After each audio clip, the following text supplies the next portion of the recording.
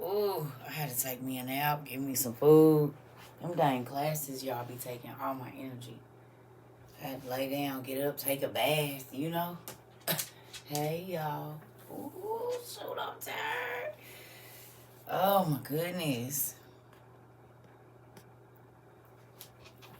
It was good. I need more hours, I think.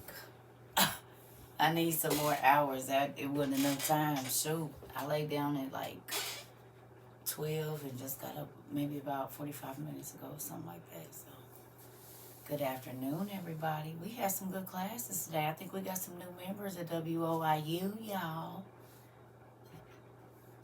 Good evening, afternoon, wherever you at. Good night in some places. Hey, everybody. Who was here for class at 3 o'clock in the morning? Y'all are dedicated to learning. We got some dedicated folks. It was some people that was in here. We was in here for 5 hours. Good afternoon. Yes, we was in here for 3 o'clock in the morning until 8. I forgot to tell you that I want to. Oh, shoot. Come on now. And did. Come on, Riz. Hey, everybody. I appreciate everybody that sends our classes out to people. That's pretty cool. Hey. Watching 30... Okay. Let's do it. Who watched at least 1 or 2 episodes of 30 Coins, honey? 30 coins, honey. 30 coins. It's everything we read about, y'all. So I encourage the people that's talking about they want to go in their deliverance. Go on and watch that show. You think that's what you want to do? You in the first... Oh, okay. Pay up. Ooh, shoot. If you think that God is leading you into deliverance, that's definitely a show you'll want to watch. Definitely. Mm-hmm. Hey, y'all. It's on HBO.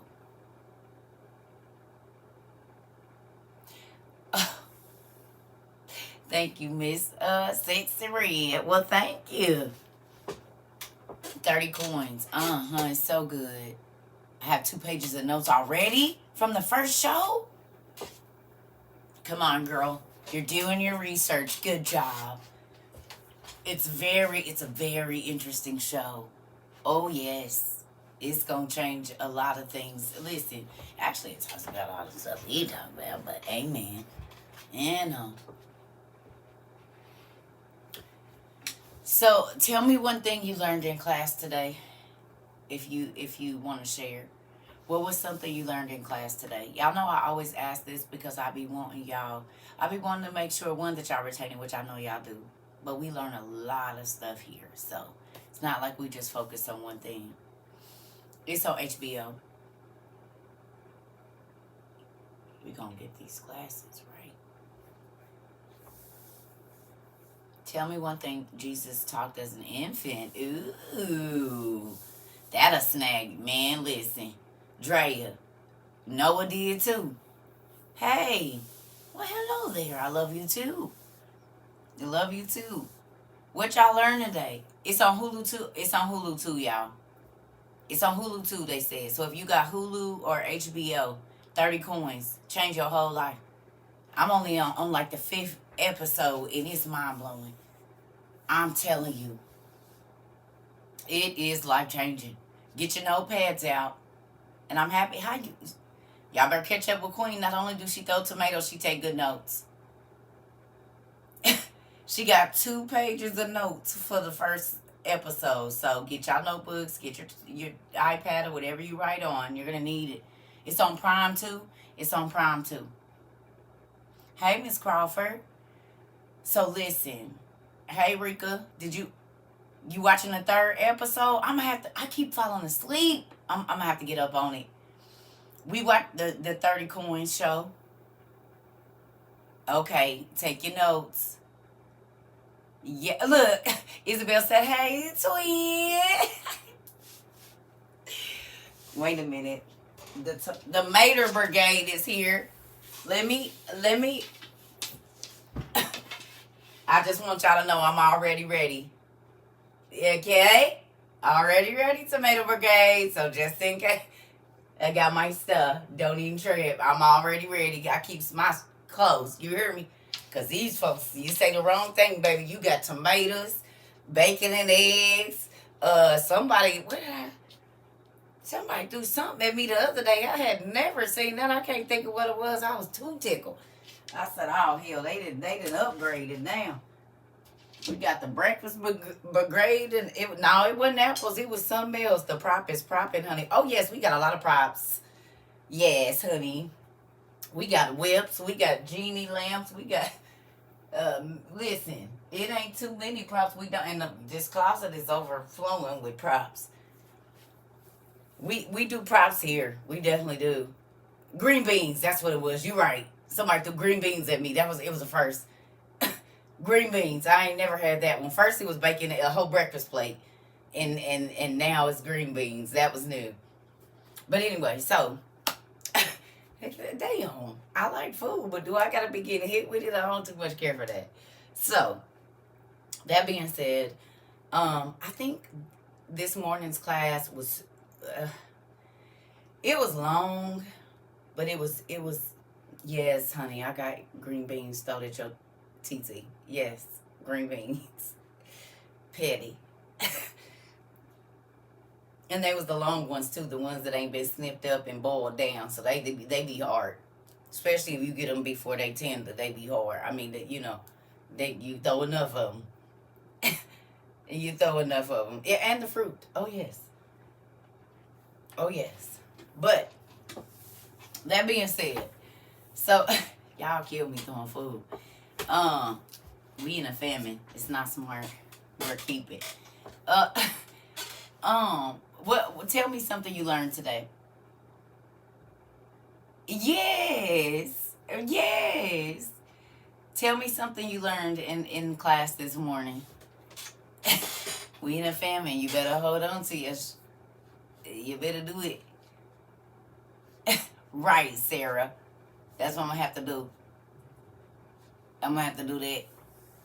Because I like green beans and cheese. And too.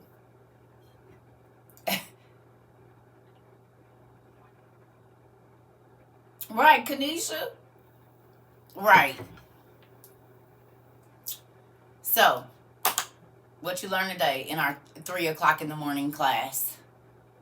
I just want to say y'all so dedicated. I said these folks is up at 3 o'clock in the morning with me. Got their pens out and stuff. The sun ain't even up. And y'all learning about my dad at 3 o'clock, 4 o'clock, 5 o'clock, 6 o'clock, 7 o'clock in the morning? You said, right, don't throw the green beans.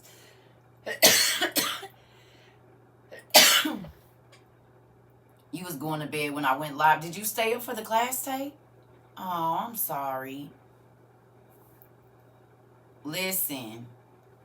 But who understands why I get up and study early morning? Because it's uninterrupted study time. About Barack. Oh, Mr. Rogers. You know? Oh, thank you, Miss Joy. Good afternoon, Mr. Gilliam. Or is it Gilliam? Is it Gilliam or Gilliam? I was up at 6. Listen.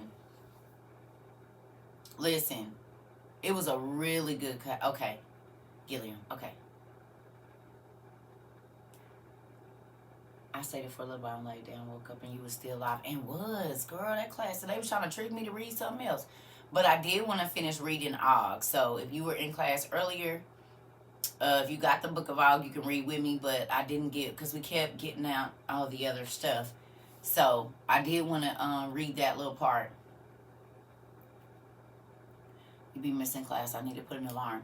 Well, this is the thing. I just been doing it randomly, but I've been doing it early. So if I want to get other things done or just chill during the day, I can do it. So I've been doing class between 3 and 6 o'clock in the morning. So that's why y'all been missing me.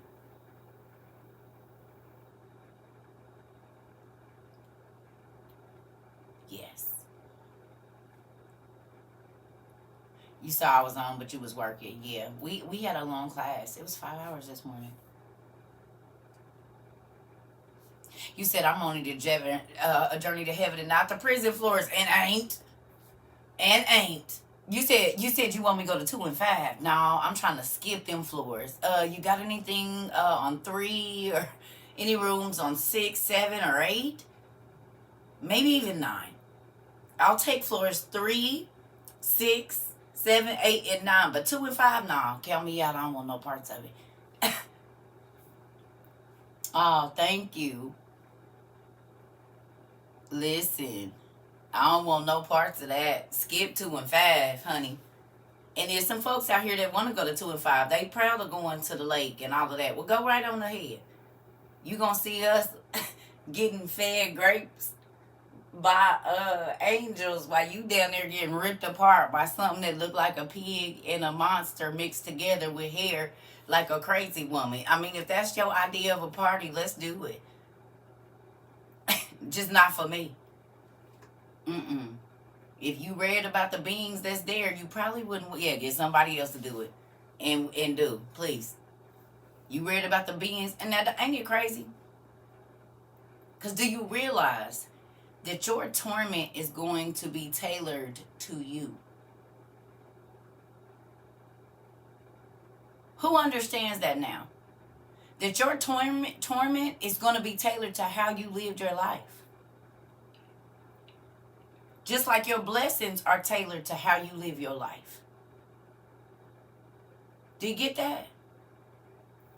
So what the person in the same cell with you is going to be tormented with, it might not torment you, but your torment and your torture is going to be according to your sin. That's spooky. There's some random stuff that everybody gonna have, but then there's gonna be specific stuff that's to you. I don't want no parts of it. And if I gotta give up everything on this side and lose everything on this side in order to get it, I'm with it. Cause you're not even holding on to nothing that long over here. Stuff don't go out of style in heaven, but it going out of style over here. So you can get whatever you want, extras, not extras, whatever. But everything we see is gonna be obliterated. So what's the point? What is the point? I wouldn't do it to myself if I was you. You hear me? So, that being said, we started out with a whole bunch of everything. I've lost it all 3 times. I'm doing it my father's way. Honey, I wish mine was only 3. CERCA done started over so many times, it don't make no sense. Too many times that I care to recount. Waving by to my house out the back window with all my stuff in it. What do you mean? I can't take nothing. He said, leave it.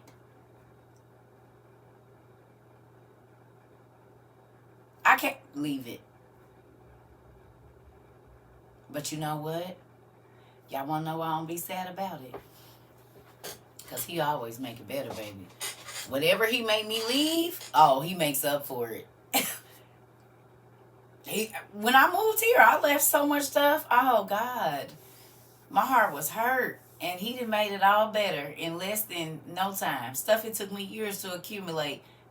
In 1 year, he quadrupled that. You said leave it. Now, would I be sad if I had to leave all of this? Hell yeah. But if I leave it, I know he got 4 times better for me. So no, I'm not going to be sad. It might take me a minute to get it back, but it'll be better every time you allow God to recreate your life. It just gets better, y'all. It gets better. Because you have to think about it. Okay, so like we'll take a sport. When you first start playing, you don't know all of the ins and outs of that sport. But as you do it, you start to learn things, or craft, or a trade, or whatever, that you didn't know the first day that you started your craft. Now, you might have already knew how to do it, but you weren't perfected in it. And in our lives, that's what we doing. We ain't trying to be perfect. That's not what we're trying to do. We are perfecting the way that we live. What that means is I'm going to do better today than I did yesterday. I'm going to be more mindful today than I was yesterday. I'm going to be more considerate today than I was yesterday. That is what God is talking about when he's talking about perfection, not, I look perfect, my life is perfect. That's not the perfection God is talking about. If that were the case, he wouldn't have said that there's going to be a time of sorrow, a time of happiness, a time of this, a time of that, a time when you're broke, a time when you ain't. Like, that doesn't apply. What it is how well are you living and how close are you living to the way that Jesus did? And as we can see, every time we turn around, it ain't the church that we could look to.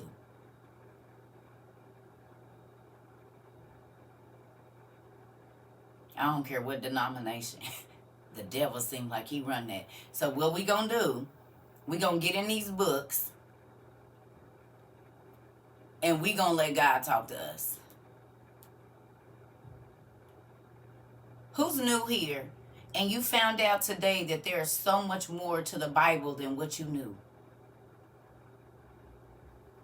Anybody new here and you didn't even know? I mean, because now that you go back and look at the Bible, you ain't gonna be able to look at it the same.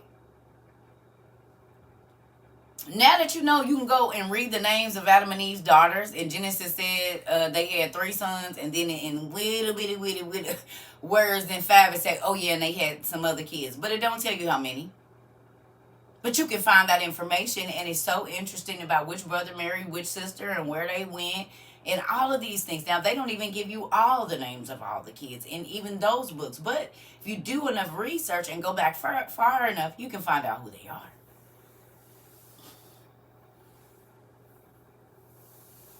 You hear me?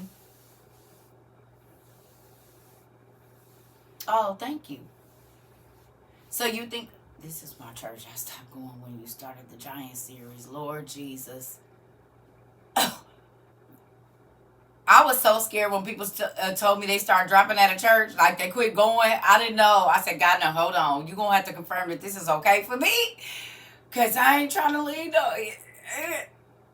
But then when I see that you all will get up at 3 o'clock in the morning and study for 4 hours. Or not go to sleep if you see classes on, and I know you was getting to church late and leaving early, I'm fine with it. When I hear stuff like, oh, I got 60 books, or I might not have very many, but I'm here every day learning.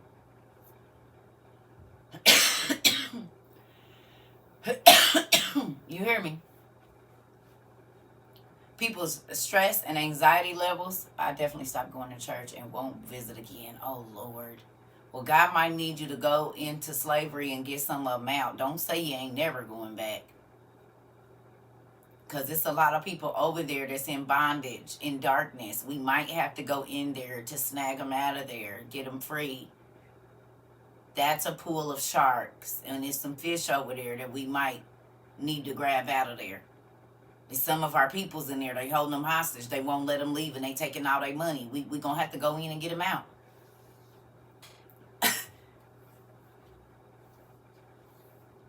I snatched y'all out of there, didn't I? God had me come with my damn fishing. Where my fishing pole at? Here, fishy, fishy, fishy, fishy, fishy. Here, fishy, fishy. Oh, this is a big one. Here, fishy, fishy, fishy. Here, fishy, fishy. Like, what you mean? You niggas wasn't easy either.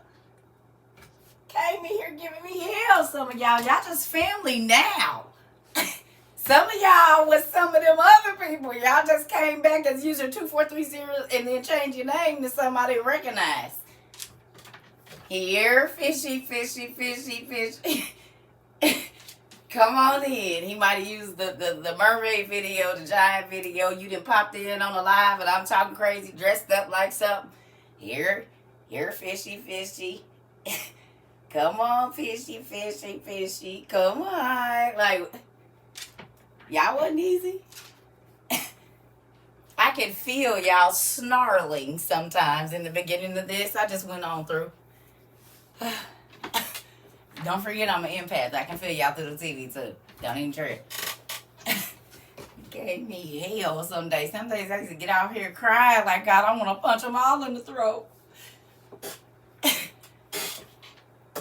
You was bamboozled in a good way. Come on, Tom. Mr. I didn't have no Bible, now I got 12.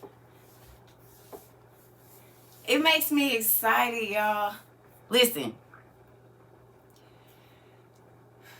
It was the clock when I first came around. When I used to look at it, every time somebody would say, I'm late, I'm late, I'm late.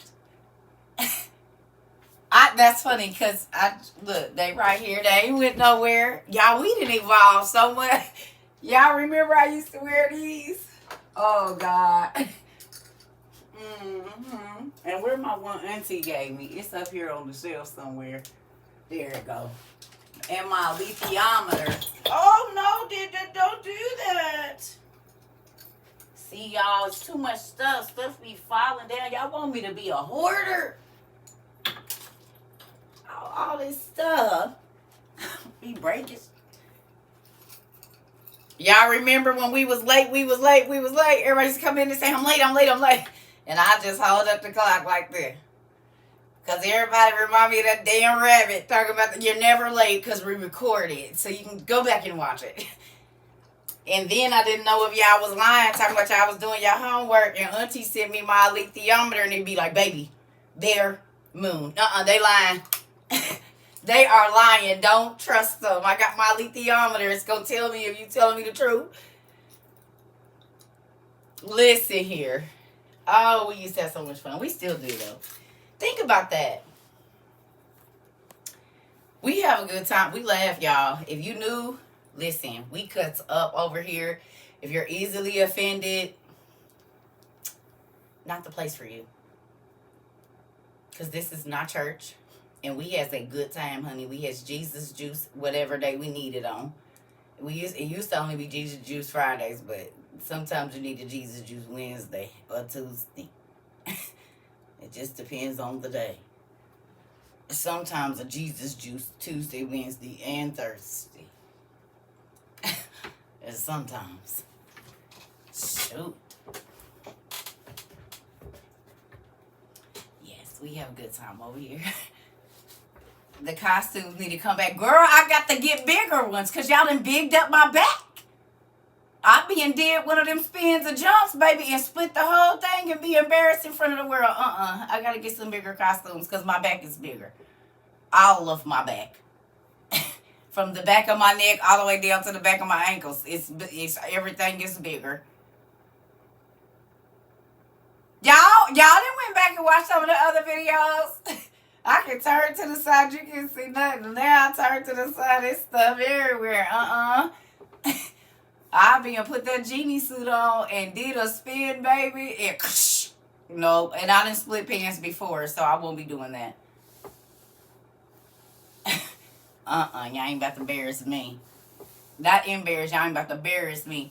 Your favorite was Noah's wife. Oh, Lord, Naamah. And we got her series now. This is the Naamah series right here. We're supposed to be doing some grown-up reading book time out of it because it's grown-up. But this is what all these books is right here. We got the Naamah series. See, we talked about her and she showed up. You see how that goes? Mine was the flashlights, Noah's eyes. I done forgot about y'all. A lot of that, because y'all know it don't be planned, it just be spur of the moment. It's like you come and then improv. That's what we do. We do a lot of improv over here. You never know what you gonna get. Oh, God. I gotta get bigger costumes, though, y'all, because I done got big. And I was getting smalls and mediums, and now I'm a large. Moving on to a large, extra large. So just give me a minute. We got to get some costume changes around here. Listen. Okay, another thing. Do you guys see when Jesus gave Joseph the side eye? He said, "You are not the father." Hold up, cool. We should read some more of Jesus, the infancy of Jesus Christ, because it's very interesting. Y'all want Og, or y'all want the dragon siblings, and let's go through the 100,000 giant war, or y'all want what's the name? Call me a goodwill. You at the Goodwill. What you got? The Infancy of Jesus. Infancy of Jesus. We can go do the Dragon Siblings here in a minute. Because I think it's important. Because a lot of people think that Jesus was just born. He fell off the map for a minute. And then he came on back. He did a whole bunch of stuff.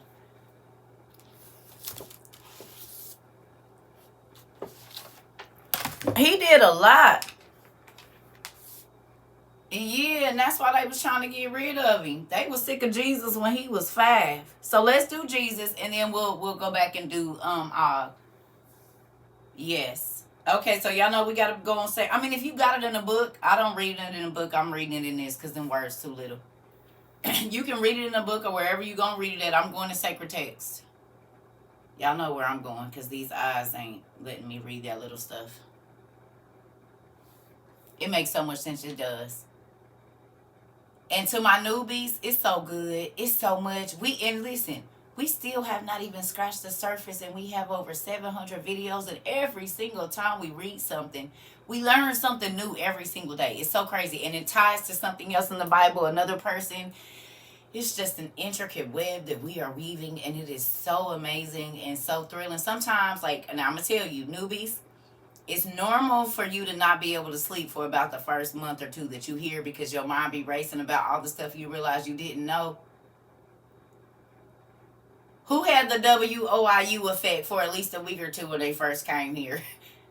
That's what we gonna call it. Because it'd be hard to sleep because now you just wondering, what don't you know? And then you go through the anger. There's going to be a slight anger that comes over you. And you're going to look at all of the religious people in your life and be a little ticked off with them that they didn't tell you. Then you wonder if you not have enough time to read everything. That's like the third stage of being over here. You start trying to get all the knowledge you can and you want to know, and you just really angry because you don't have enough time. Feel like the life didn't pass you by, and I could have been doing this a long time ago. So it's a couple stages that the WOIU effect has on you. It starts to subside at about 6 months. About 6 months, you start to get your groove and everything. Your levels start to come on down and everything starts to even on out. It's the whole thing, I promise. We gonna call that the WOIU effect because, baby, you be bewildered, driving fast. Like, I cannot believe I've been sitting in church giving these people all my money thinking I was on my way to heaven and didn't know nothing. If God would have came back right now, I'd have been going to hell. I ain't giving up. Ooh, still here. That's real nice. What you say? Hold on.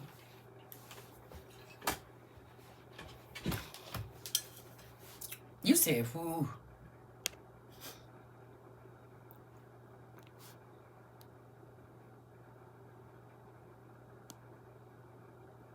Wow. You said mad. Hilarious. Listen. And I'm not knocking church. Because if your church, I've been to some amazing churches. But I also know that they have a cap on what they can and can't say, what you can and can't talk about, what you can and can't do as far as if you're not ordained or not. And here we just want you to use your gifts. We just want you to use your gifts. That's what we want. Oh, for those of you that might not have been here, we have a contest going. Well, it's going to be like a bazaar, but there'll be a couple prizes, not a lot because we ain't balling like that. But we are going to do like a first, second, and third prize or something. I don't know. Or maybe, I don't know. Maybe everybody, I don't know how it's going to work. I haven't got that far yet. But you have to take something out of the book of Enoch. Book 1, 2, or 3. And do an inspired piece. If you cook, make a dish. If you do hair, do a hairstyle. If you make clothes, if you paint, if you rap, if you do poems, whatever you do, you have to be inspired. And when we read the scripture in Enoch 1, 2, or 3, whichever book you choose, we should be able to see or either, put it together that this is what, what you were going for. This is where you got your inspiration from. So you have to have it ready by December 15th. I have to look and see what day it is. We'll probably do some type of thing where everybody can show whatever it is that they did. So whatever your gift is, we want to see how Enoch inspires you. Yes. That's why I said, like, So what I said for like interior designers, right? If you want to do a module of a room, if somebody said, okay, this is what I want that room to be inspired by, you can do a module of a room with the fabric and whatever you would use and just do it like that. You don't got to do no big thing. You do whatever you want. Cakes, pies, whatever you do, whatever your gift is, you can take your inspiration. It could be a being, it could be one of the scenes that you saw in there, whatever it is, whatever. It doesn't matter. Designers, if you want to make, hey baby, if you want to make an outfit, because they talk about a lot of the clothing that the angels wore and different beings wore and what it looked like. So, yeah, whatever you do, yes. Whatever. You can make a dish, like if you a cake person or a cupcake, you design cupcakes. Whatever it is, your inspiration just has to come from Enoch 1, 2, or 3. And there's a lot of mystical things in there. That's why I chose this. If you do a lot of, not gory stuff, but grunge or what's the other word, gothic type things, there's a lot of gothic things in there. So if you want to do the darker side of it, it's whatever inspires you. So like somebody said, I don't want to be on the 2nd and 5th heaven, and so then if you see that in your mind when you read it and you can paint it or you can create something from that, do it. It's whatever you feel inspired. I'm excited to see they work too. I'm excited to see, because we got some creative people here, like mind-blowingly creative. So I'm excited to see what y'all do. And we've learned so much out of Enoch. It's going to be great. It's going to be kind of like a bazaar. And what this will do too, showcase your talent. And our folks, they going to buy what they want. So you never know. Whatever your gift is, this might be how you start your company if you haven't already, or this might be how you showcase your talent through this. Whatever you're going to make. Or if you write books, or, if you want to do a story, whatever it is that you do that. But your inspiration, you're going to have to list what scripture, what part of Enoch 1, 2, or 3, whatever it is that you use. You have to use Enoch, the books of Enoch, as your inspiration. I'm excited. So, I'm going to tell y'all what this reminds me of. The Bible Bowl. I was apostolic Pentecostal growing up. And they would give you a scripture, and you would have to, whatever your thing is, you would have to create something from that. If y'all know about the Bible Bowl, this is kind of where the idea is coming from. Thank you so much, Miss Ida. Thank you.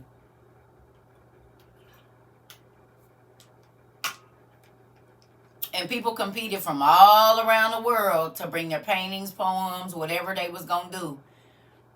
So this is basically the same thing. We just want to see what gifts God put down in you. I think it's going to be very interesting. All right. Back to the infancy of Jesus Christ, please. The first gospel.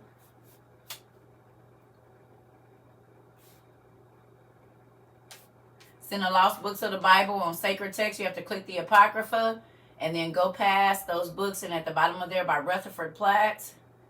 And we are going here.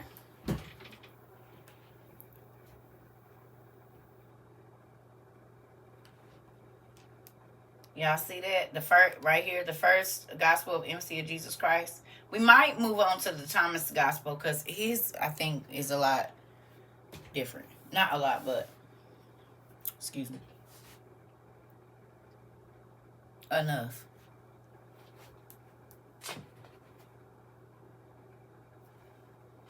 Yeah. Well, it just depends on what part of it. We had questions. We did the Bible Bowl part where you had to answer the questions and learn the scriptures, but there was the art division. It was all different parts. Yeah. My babies can do their own. Can they help? I got some talented nieces and nephews in here.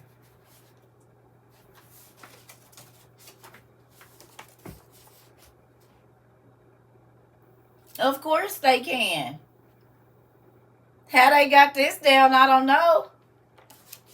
And this, I got these two brothers that drew this for me. Of course they can. God gave them gifts already too.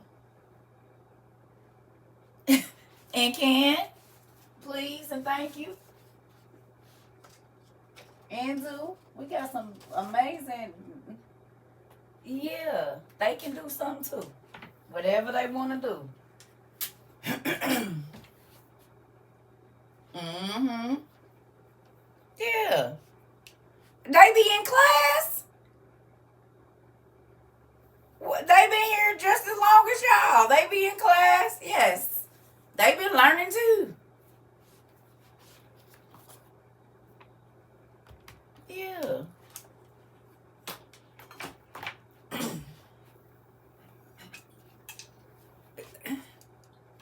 Y'all know they be eavesdropping. They here now. See? Hey, babies. See? The two boys that did that is in hey, baby. See? Yeah, they can draw something. They listen. They read. These kids are smart and talented. Of course, I want to see my nieces and nephews work. Of course. Everybody is invited to display your gift of whatever it is that God has allowed you to do. You pick the scripture, the chapter, the being.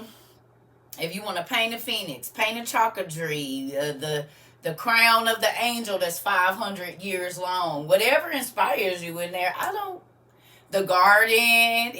Whatever you see in there, whatever you can see vividly in your mind. If you cook and you wanted to create something that would be at a party that was like this, the garden party or whatever God inspires you to do. Whatever it is, you decide. The deadline that it needs to be done is December 15th, because probably whatever the weekend is after that, or if that's the weekend, that's the day you're going to have to debut it. And I ain't looked that far into it, but whatever the weekend of the 15th is, whether that be however that go, we're going to do it around then, before Christmas. Reason being, you never know. Somebody might want to buy your stuff. So you might paint something or create something that somebody want on their shelf in their house. You see what I'm saying? You never know how this is going to go. You might create an outfit that somebody like, baby, I need to wear that to my New Year's party, honey. What is the ticket for it? You never know. So it's like a bazaar. If you want to give up your piece and somebody the 15th is a Friday, so we'll probably do it Saturday. If the 15th is a Friday, we'll probably do it Saturday. That way, if you got any last little pieces and you got paid, you need to do what you got to do. You got till Saturday evening, maybe at 4 or 5. We'll do it at around the time where everybody can get together.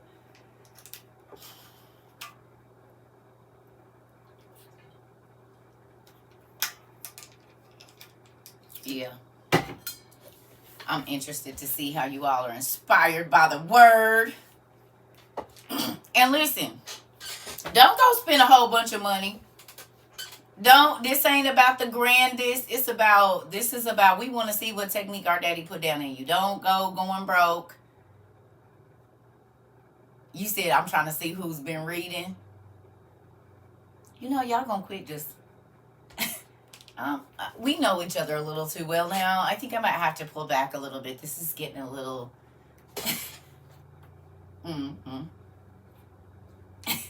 Y'all know me a little too well. Y'all know when I'm about to cuss somebody out, go off, prove a point. I think you guys know me a little bit too well. I think you know. You said you're not slick. Listen. Family members, boy. Can't live with them, can't live without them. Goodness gracious. All right, come on, y'all. We in the first infancy of Jesus Christ.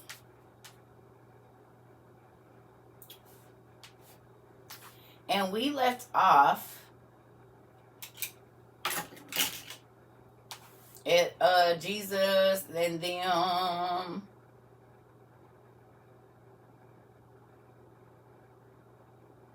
Wait a minute, hold on, let me see.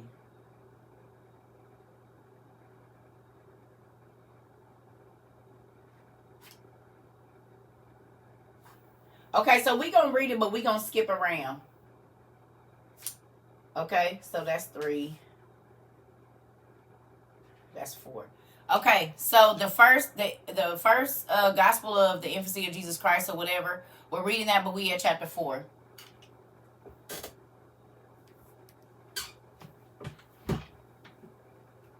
Oh, yeah, it's pouring rain. It ain't no rain here. Not right now. I'm going to give y'all a minute to go get it. So, sacredtext.com if you're new. Sacredtext.com. Go to the Apocrypha. Go past the Forgotten Books of Eden. Down there, you'll see the Lost Books by Rutherford Platt. Click that. Go down. Find the first infancy or the first gospel of the infancy of Jesus Christ. Click that and go to chapter 4. Please. I'll be right back.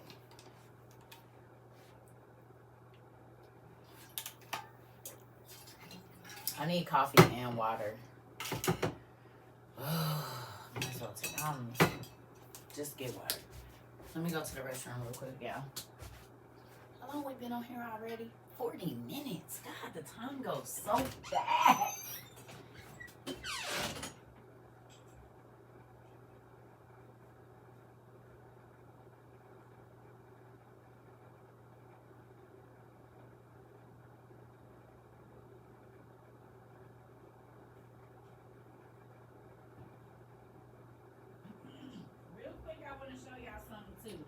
And I know a lot of y'all gardeners already know about this, but mamas,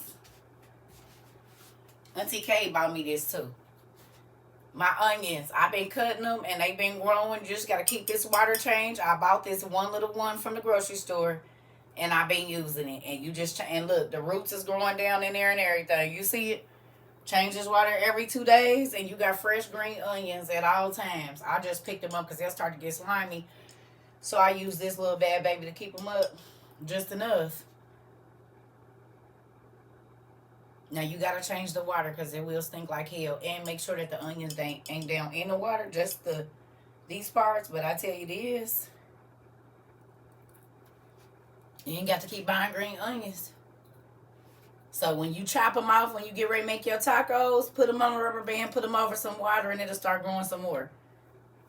You ain't got to keep buying them, but you're going to have to change that water because it will stink. And make sure they're not all the way down in there so they don't get slimy.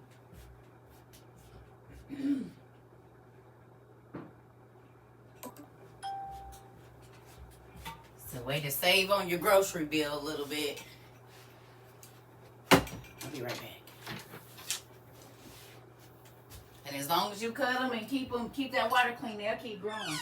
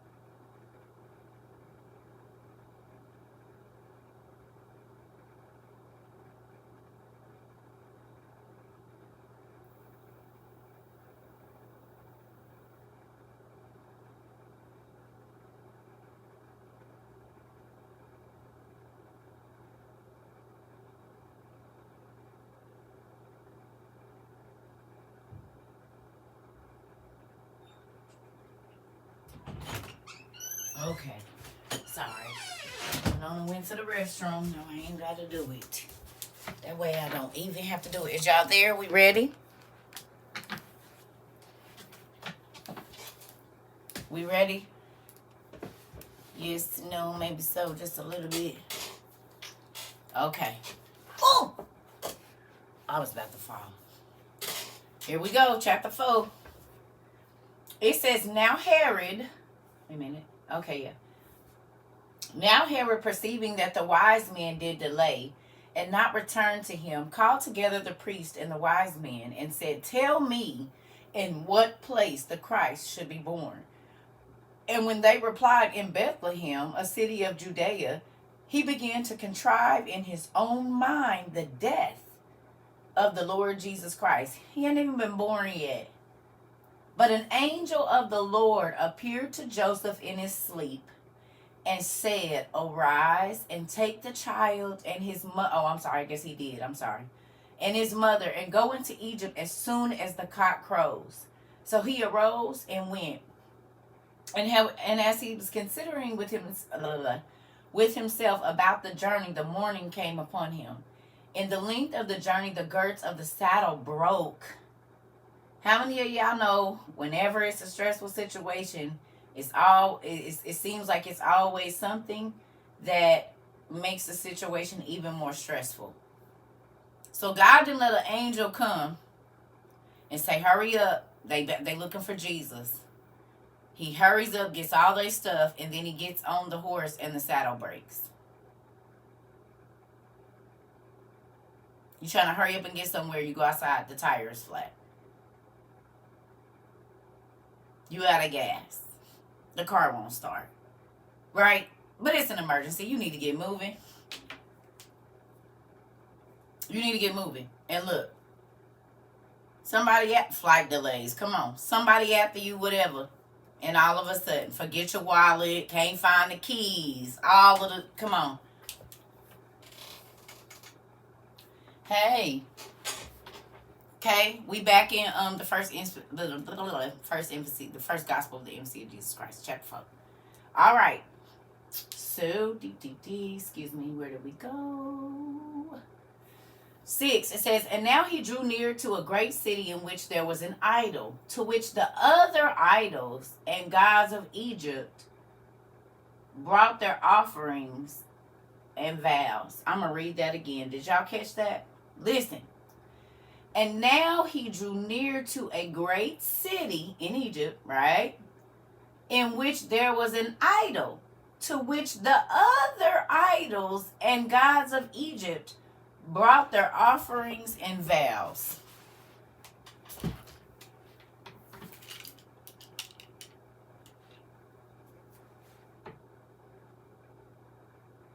Y'all caught that?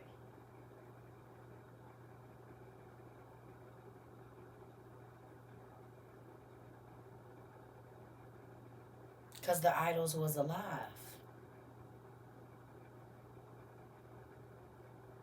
I told y'all it was the children of the angels giving homage to their forefathers, the first giants, the gods of old.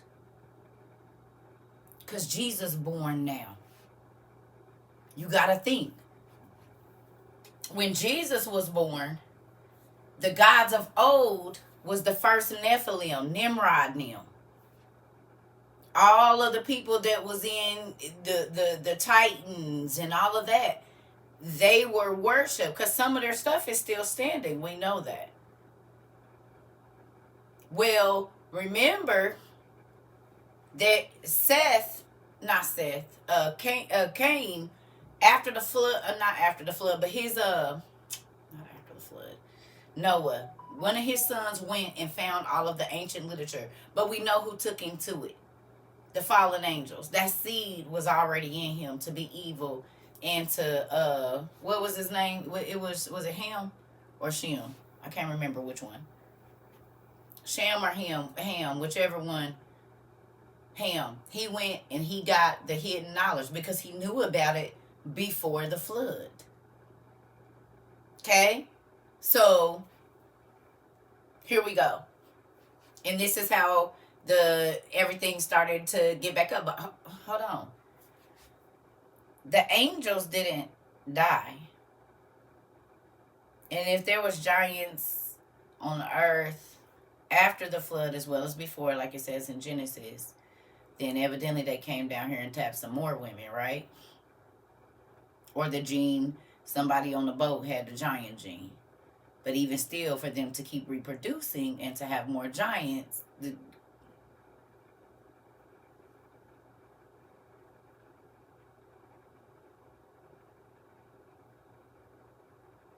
had to tap somebody.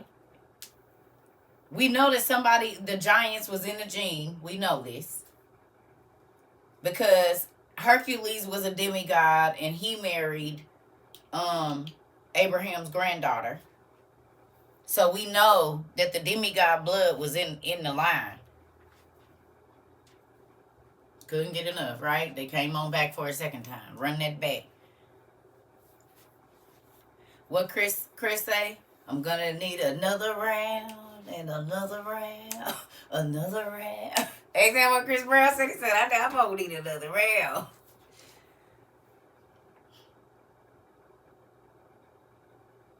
You hear me? Chris, they was singing Chris Brown song. Okay. Now think about this. And we talked about this. Our family knows this.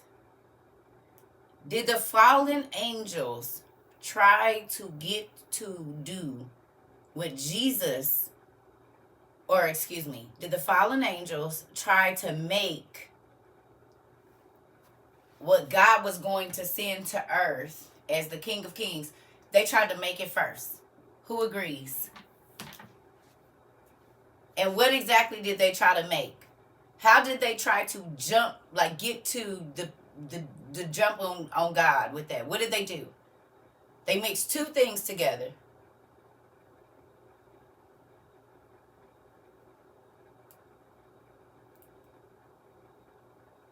What?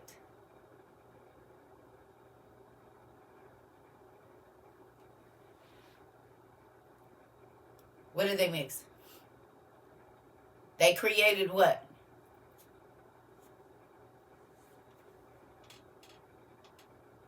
Angels and humans. But Jesus would be considered a what? Spirit and flesh. Spirit and flesh. You hit it, Janelle. Spirit and flesh. They tried to get the jump on Jesus and do spirit and flesh beings that were going to have supernatural abilities because they knew. Okay, run this back now and we're going to go here. God told Adam, in 5 years, I'm going to send my spirit, 5.5 days, 5,500 years. I'm going to send my spirit to hover over a lady, and she's going to be born, and there's going to be a baby born. God told Adam this. The fallen angels got to earth before we did. There was a war in heaven. Lucifer and his homeboys was kicked out. Boom, they was here. So when God was speaking, okay, y'all don't believe me? Anybody got the nosy co-worker that anytime your boss come talking to you, all of a sudden they got to be right by the door listening? Or you got a nosy mama, you and your husband talking, and she always all of a sudden got to be sweeping by right where you talking it?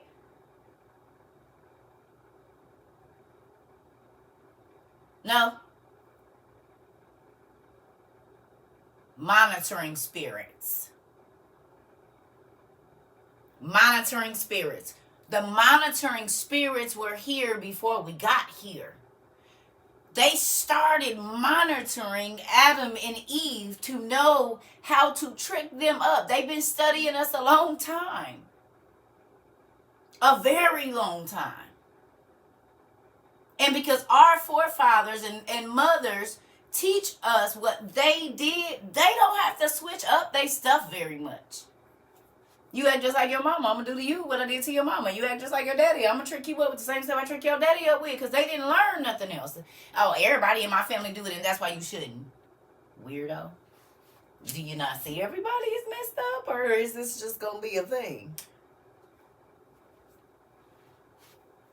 So the monitoring spirits was listening. If Lucifer, okay, if you've read the Testament of Adam and Eve, which if you're new here, you need to get that in your spirit, honey. Oh, Adam. Okay, they got tired of picking his, because he kept passing out every time he didn't get his way, going on hunger strikes, trying to unalive himself, trying to drown themselves. Oh, God. And people act just like that. You will see yourself in Adam and Eve in just a second. You need to read it one.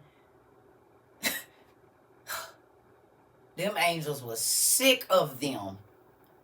Adam said, prepare to be sick of me. Prepare to be sick of me. Prepare to be sick of me, he said. Prepare to be sick of me. Oh, Adam. Listen. He said, oh, I messed up again. It was thou Satan that tricked me. God said, when you going to realize what he looked like? Y'all remember? God used to be like, Adam, it's Lucifer. How did you not know that? There's no other people on the planet, so who else would it be? I know God was sick of him. Oh, nigga, who else is it? He said, you ain't had no kids, have you? So where these people come from?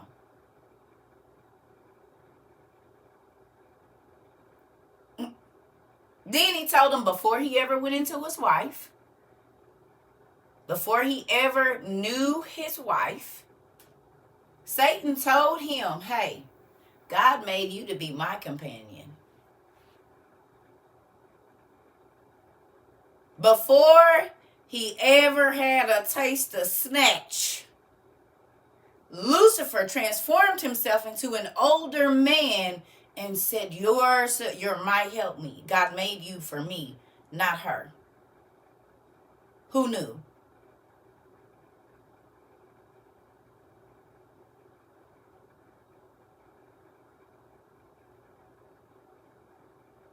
Don't say nothing about that in KJV.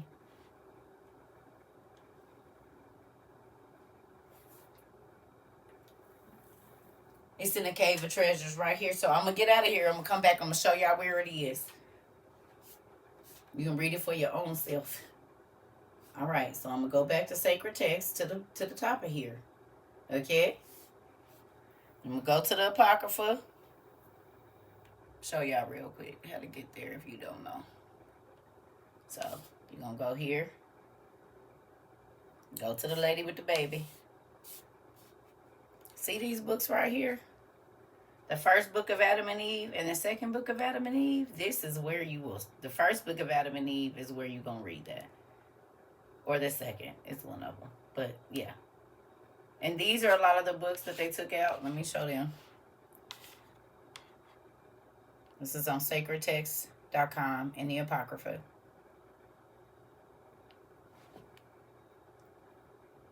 So if you felt like there was more, there is. But this is where we are right now. We're in this book. So you just click that. And what's in here? Let's see. The first gospel. This is Mary. Her mother was barren. You can read that. It's really good. All of these books was in there too. And they took them out. The Acts of Paul and Thecla. Awesome book. All of these are awesome books.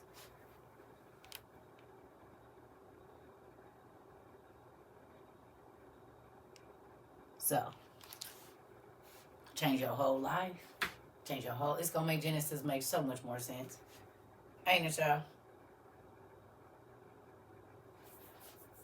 Genesis is going to be completely different to you now. Completely different.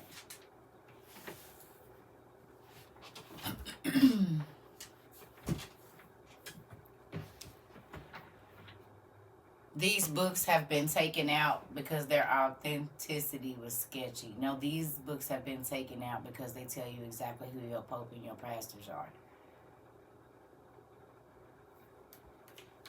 I'm going to show you real quick, and then we're going to get back to that. No, that ain't too much yet, actually. Because why wouldn't God want you to know his story? That's actually not it. Where is it? Where is our other book, family? What the heck? Did I take it in my room? Maybe I did. Where's book one? What? I done lost it. Oh, wait a minute. That's book one. Book two.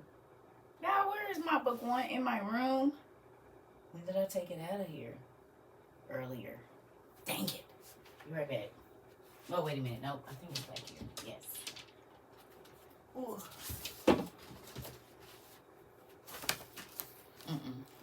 So it's a book called The Sibling Oracles, or The Sibling Oracles.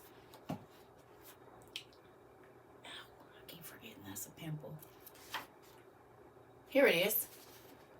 Ain't this what's going on in the churches right now? It don't matter if you Catholic, Apostolic, Kojic. Right, I turn right to it. You see this?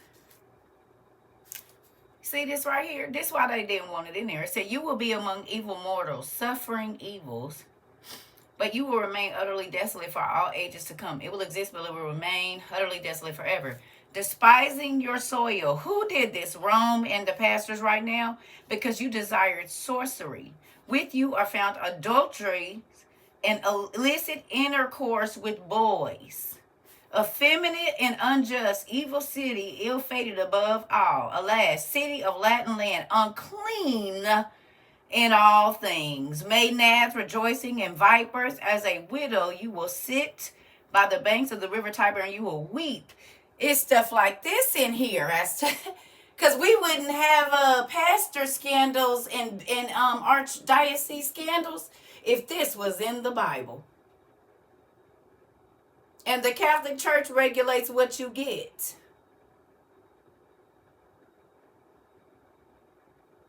We would not have this in here. People would know to trust their sons around ministers if this was in the Bible. You see what I'm saying? They would know not to let them be altar boys by themselves, because they would know that the men coming from Rome and representing Rome, or the pastors and preachers of these days, plan on having illicit sex with your effeminate boys. I wouldn't put this in here either if that's what I was going to be doing. I would definitely say it was hearsay and it was sketchy if it's telling you exactly what I plan on doing.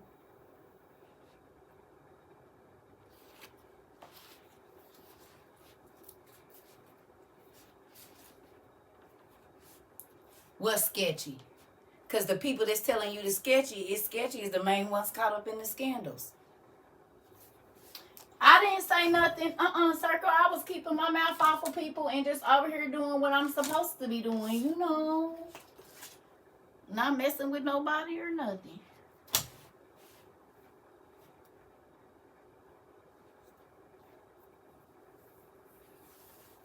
Ain't that crazy? The same people telling you we don't read outside the Bible was the same people doing every single thing that it is listed in those books.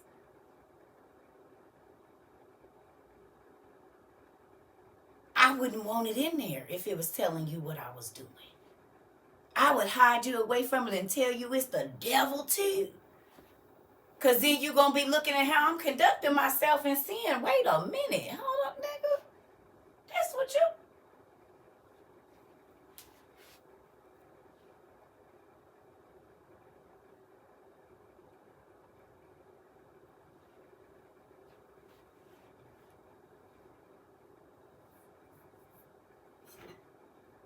I'm going to believe God over man any day. And from what I see, it just keep on making sense, don't it, y'all?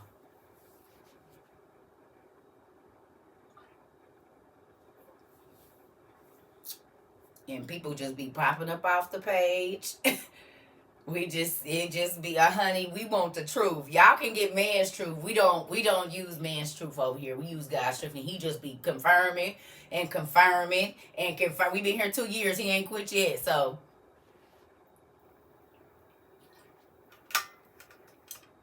y'all better quit letting them pastors. God said, my people, not the world. How the church be, oh, they gonna perish.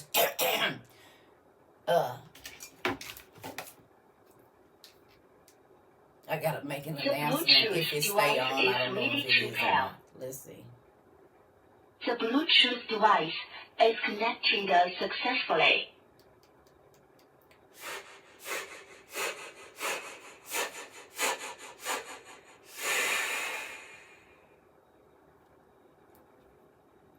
My people will be considered the church.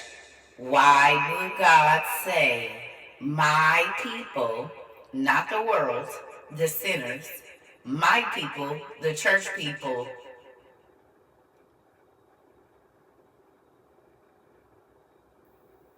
will perish because they don't have enough knowledge? And church people was the main people saying they not reading outside of the Bible. Hallelujah.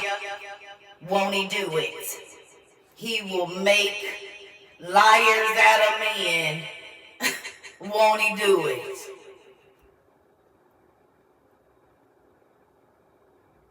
They tell me not to study, and he said they would. He said the shepherds was going to wax fat and the sheep would be starving.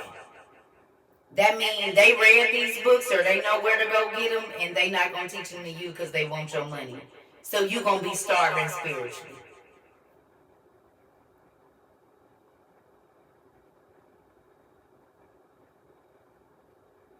As to why you have to keep repenting, because you don't know, so you just keep messing up and you got to walk around with guilt on your shoulders because your pastor won't go get the food you need.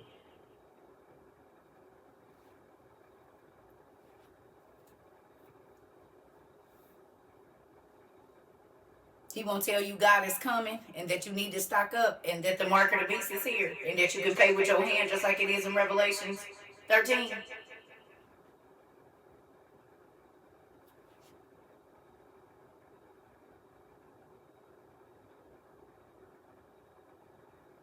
I don't care about the money. I'm going to say what I want to say. Those pastors can be bought. I'm not for sale. So whatever my daddy tell me to say, I'm busting heads. Because it's really about souls for me. It's really about bringing people out of darkness for me. It's really about teaching people how to have a relationship with God and not religion. And everybody's relationship don't look the same. Some people don't do PSAs or PDAs, public displays of affection, but they get it in their bedroom. It ain't none of your business. A personal relationship with God don't got nothing to do with what you see me and my dude do. It don't have nothing to do with you because it's our relationship and what we share intimately. It ain't nobody else's business. That's relationship. But when you got religion, it's like all these fake Instagram relationships y'all be seeing.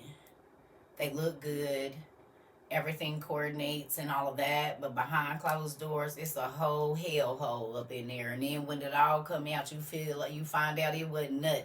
But it looked like everything, though. You mean like the Christians that be driving past and ain't trying to pull nobody out the darkness, but be competing with who more saved and who look more saved and who preach harder and not going to the darkness, which is the people that are on Kensington Avenue and down on Skid Row in whatever city you live in, and the track and the liquor store and all of that. What about those people? That's who needs salvation, not y'all with y'all big hats and fine cars, honey. With your respective persons, because if I don't pay enough tithes, I can't sit on the front row and get the good word and let the pastor look me in my eyes because I ain't got enough change for that. Oh, he said y'all was going to be money hungry. He said it. Yeah, he said y'all was going to be respecters of persons. That ain't for the world. That's y'all. If y'all don't think they saving, if they can't use their gift that God gave them and then be mad when they go use it for the world, don't get mad. Don't get upset. But we use people's gifts over here, but for God's greater good, not our own. Not our own because our organization got this and got that. No. We use everything we do to bait a person in and talk to them about, have you ever read the OTP? You know about the Johns and stuff? Did you know there was more books? Oh, this is a nice painting. Yeah, but did you know it's more books to the Bible? Girls be in a beauty shop like this, taking rollers out, girl. Cause class was good. Let me tell y'all, we was reading about Naima, honey. She was a hoe, girl. Let me tell you. Brothers in there like, yeah, bro. Man, listen, we was studying. And no, listen, bro, because remember, you know, like, we starting whole conversations wherever we go with our stuff. We trying to reel as many fish in. You know what I'm saying? We trying to build up our cribs in a place where they can't get destroyed by fire and stuff.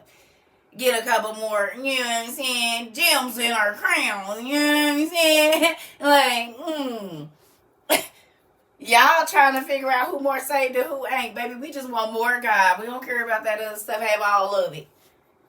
Coming in a Honda, all you want to, trying to be better than somebody else with your fake tongues and stuff. We don't want no parts.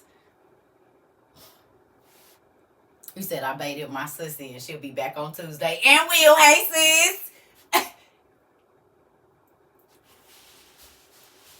I told you, just drop them seeds. Just put your little bait out there. Just put it out there. You ain't got to worry about it. Just put it out there. They gonna come on in. I'm telling you. It's a real thing. Nobody got time for that. Now, let's get back to my dad. We don't do fake church over here. This is school, so you could be yourself. The only thing you got to do over here is be respectful and learn. That's it. And have a sense of humor. Don't come over here with your stiff booty self.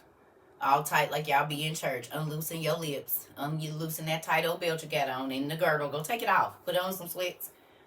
And get comfortable. Get you a good glass of tea or something. Because we do comfort over here. We ain't uptight. We won't do all that like y'all do in church. Got all them stockings and stuff on, them tight suits. You can't breathe. I'd be angry too. I would be upset. Look, y'all look uncomfortable. That's why Jesus came in linen and some Jesus 100s. If y'all in the desert walking around with all that gold and them 18,000 fluffy coats on, trying to let everybody know y'all status, looking like Puff Daddy walking through there in a Lamb 100 in the middle of the Persian desert. You look crazy. Take that mess off and go get some linen sandals like Jesus. Y'all seen them in the Passion of Christ. You got that hat on. I'd be mad too. Even Jesus' clothes was free. Light and airy. Listen here. These niggas walking around mad. I would be mad too. You probably stinky like onions under all that. You wearing your Jesus 100s right now. Come on. I'm just saying. It's you in the middle of the desert. Nigga, how many layers you got on? 12? It's hot. Is that coming out some kind of air conditioning system or something? Jesus sitting over there, locks blowing in the wind, like every time he lifted his arm up, his linen just blowing. He looking all free, like they over there hot and mad. Hot and mad. Well, I'm telling you, listen, I'll be mad too. Hot and mad. Take some of them layers off. You want to be recognized so bad you can barely walk fast. Can you run in that? Can you run in it? Run. Go. You can't. You might trip and fall. You hot. You got to take some of that off. Oh, okay. Well, we running. We free over here. We frolicking, nigga. We frolic every day. We free. Okay, come on. It's the truth. They want to be weighed down with rules. Jesus set me free. I'm not doing none of that. And you mad because you're not free. Well, prisoners, they don't be looking happy a lot of times. They be looking out the church windows like this.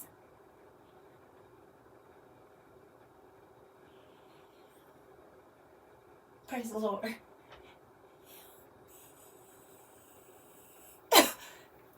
So when they be doing all this, they really trying to break the bars of that they are held in at that church. They trying to get free from that place. They be trying to sneak out, and then somebody eye them like, you better hurry up and come back and get back in your space. Them COs at the door of the church. And will send somebody in the bathroom to come looking for you to make sure you didn't sneak out. You couldn't even break out of they little... Be careful. And now they got cameras everywhere. So they can... They're getting out. Go ahead. Go grab them in the parking lot. Like, niggas trying to climb over the fence to get out this damn place. What you mean? We already outside, right? You can't put us out. We already outside. Poor church people. Y'all supposed to be free and y'all ain't nowhere near free. Moving on. Chapter 4. All right. Let me leave them alone. It's Sunday. It's their day. And this ain't even the day. But go ahead. Who changed it? You said the Pope. Gotta ask a question. Why do y'all go to church on Sunday? Is that... He said, what day is Sunday? He said, well, it's the Lord's day. He said, but what day is a Sabbath? He said Saturday. He said, why y'all change it? Well, we just did. Huh? And if you don't believe me, it's in this little yellow book right here.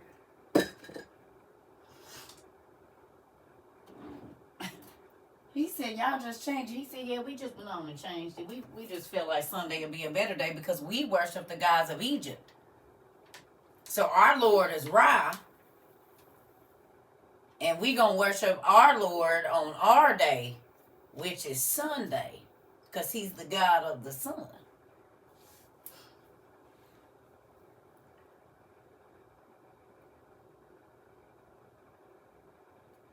This is a good book. And there goes the word Titan, how it's supposed to be spelled and not how we spell it. See, you see how they changed it? They took that out, and that is how they spell Titan, but...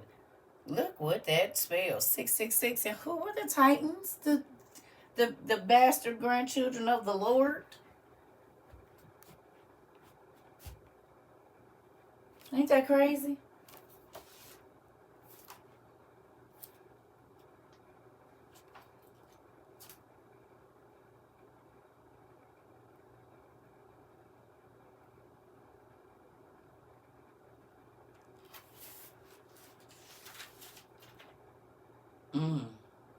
We'll read this a little bit later. I forgot about this. I do want to say right here, though, look, it says, because the worship of Baal satisfies the desires of the flesh, the Israelites did not heed the message the prophet Elijah first gave to Ahab.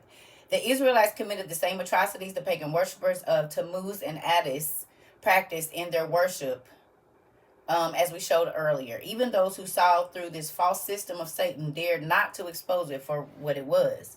And it says, who changed the truth of God into a lie and worshipped and served the creature more than the creator, who is blessed forever. Oh.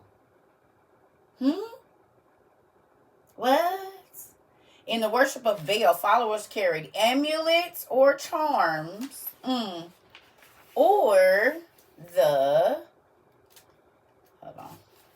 Crosses of Tammuz, little idols carved out of wood, or some kind of symbol of their gods around their necks. And on their chariots, they cars, camels, and donkeys. Sometimes they were made in images of dogs, chickens, snakes, crocodiles, and crescents. They were used as magical or religious power to scare away evil spirits or a protection from harm.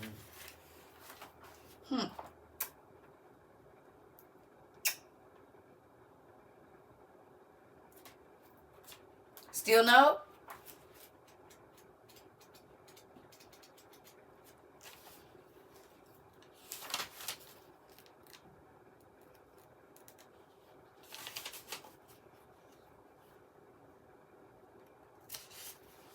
Screenshot that.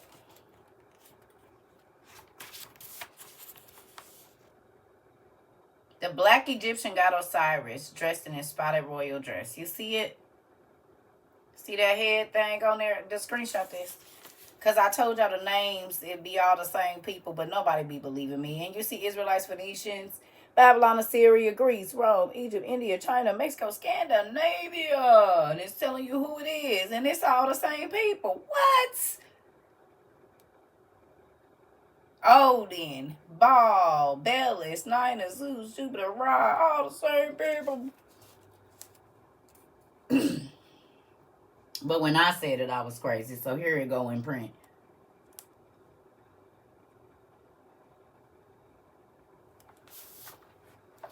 Told y'all. But I'm going to show you something else, and then we're going to get to what we was getting to. Boom. Who is the Catholics' God? The Egyptian gods. You see it?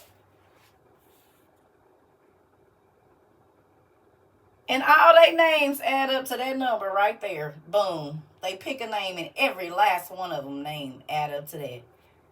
What you just said? Who is their God? The same God of the Egyptians. That's what they got y'all going to church on Sunday.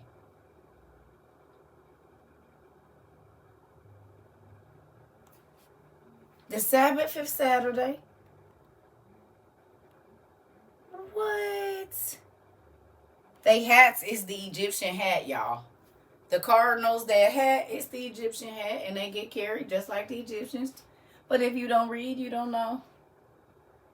You see?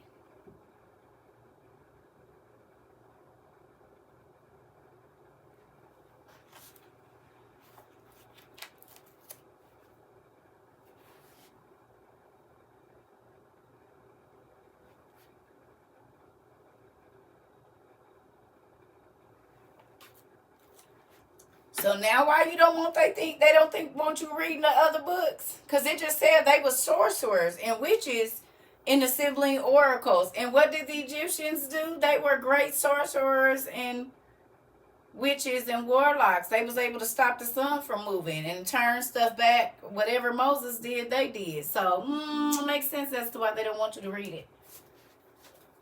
Makes a lot of sense because it's talking about them.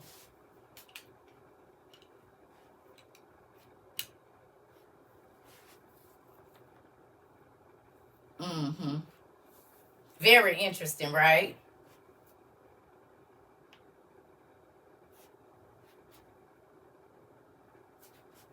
I highly doubt anyone can do that these days. Have you ever heard of CERN? The magicians is your doctors and the scientists. What do you mean they're still doing it? What? Come on. What? They're doing it right now. They just made a sun in China. What do you mean? They just made another sun. We seen it on the world news. It was 2 of them. Remember? They just did it. It was a whole big thing. Remember? There was 2 suns. You remember? Just last year or this year, they just did it. Yeah, the magicians are still working, and the history is still repeating itself. And did. They just got a new name now. Scientist. What? Just made a sun. And they playing with the weather. No. They ain't doing nothing different. The gene research, when they started miscegenation back in the 7th generation from Adam, and they started mixing all the species, making chimeras and all of the centaurs and stuff. Oh, you mean they doing that in research labs right now? That's how they growing human ears on rats and incubating humans in the womb of a pig and using pig muscles to hold up boobs that ain't supposed to be there and giving people pig knuckles. Those would not be able to stay in our body if they were already not in our genetic gene pool. And it's because there was real pig people and all of that. So, yeah. Our body will reject it, but it don't.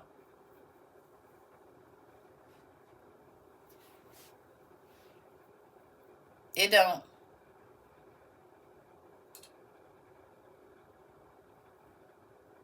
Come on. It don't. There's a reason it don't.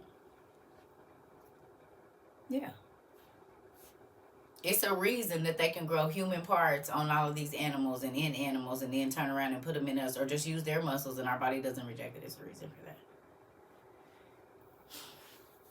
And you see it all on the hieroglyphs. And they tell you, oh, those were intricate masks. Well, damn. How you hide your whole face and have hair and your face is a snake? But you got locks on a little bitty snake face. How you do that? Where's the mask part of it at? Where they hide the neck at? In the shoulders? Is it said in the shoulders or? Because if I open that book and it showed me the Egyptian people, their face was a whole snake. And it wasn't Medusa hair.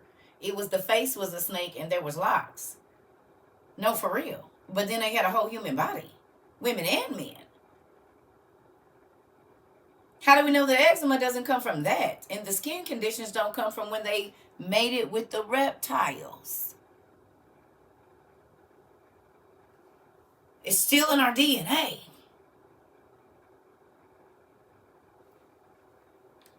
Our skin dry up enough, it look just like, and if you got eczema and different things, it look like snake skin. It can look like elephant skin, elephantiasis, or whatever they say come from a mosquito bite. No, it don't, because God turned some of the people into elephant people at the Tower of Babel. I know exactly where it come from. It was elephant men and ape men. And then we have the people that have hypertrichosis, and it's the other one that make them have like, stop it. Still people being born with vestigial tails, and they say, oh, it's an abnormal bone growth. And subcutaneous horns, 2 rows of teeth, 2 wombs, 6 fingers, 6 toes. All the stuff that they said was here before the flood is still in our genetic research right now, showing up in the DNA. They call them genetic disorders. No, they not.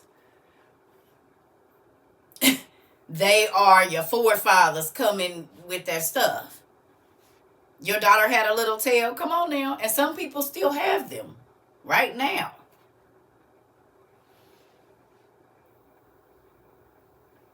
And do. Yeah. So what's the myth if it's still showing up? Webbed fingers, webbed feet, still showing up. Cyronomelia is aka mermaid syndrome. Still babies being born with that. There's still the cyclopia. Still people being born with that. Do you hear me? Real life. Everything. So, what was myth? Nothing. My grandson was born with 6 fingers when he was born. Come on. And they cut them off so that you can't prove that the body. More people are born with 6 fingers and 6 toes than 5. Believe it. And my daughter is the one that told me that years ago. She was like, Mom, more people are born with 6 fingers than 5. I said, no. She said, yes. They just cut them off. Because then it proves that the Bible is real and that the Nephilim, the 6-fingered people, were here because the genetics are still showing up. You can do the research and see how many extra fingers are removed. That stuff is in medical journals.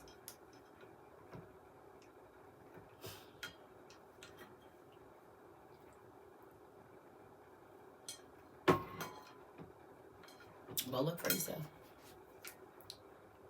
You knew a family that was hairy like bears, face and all? Thank you, Miss Judy. Hypertrichosis. AKA werewolf syndrome. Most of our genetic disorders are named after the mythological gods. I wonder why.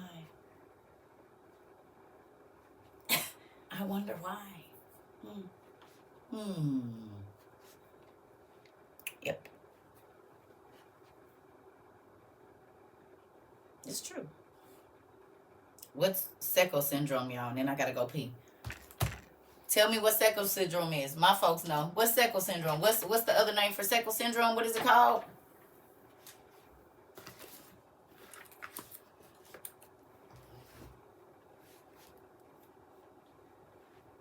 Bird syndrome. Secco syndrome is called bird syndrome. Wonder why?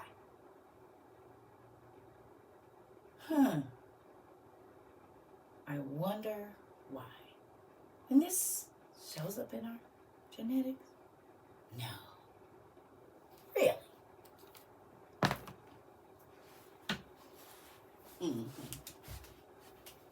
This is what Jesus and them was fighting against. Paul and them. I'm telling you.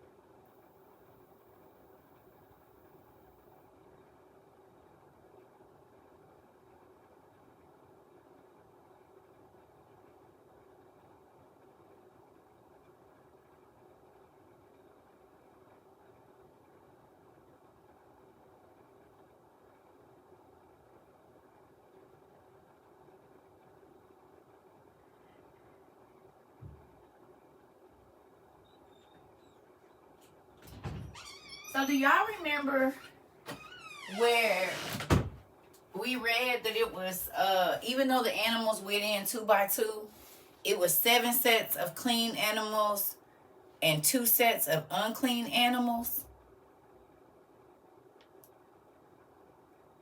Y'all remember we read that?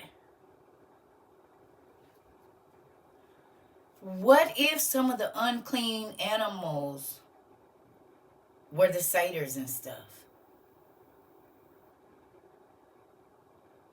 Because they was on earth before the flood and after the flood.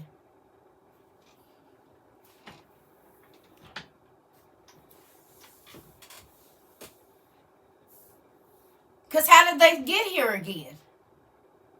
But remember, old boy said a bird came and talked to him, and it was really the devil.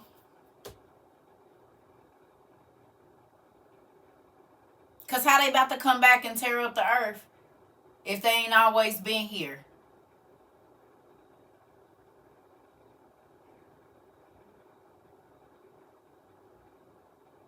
Think about it.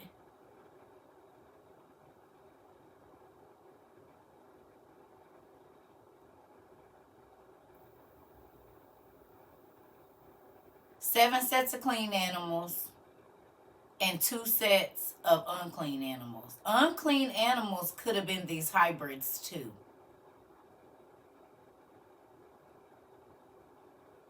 Because remember, all of them wasn't bad. Some of the giants helped the Israelites, and some of these people fought on God's side. And if they here now because we're seeing them, and only 8 people was on the boat, then how they get back here?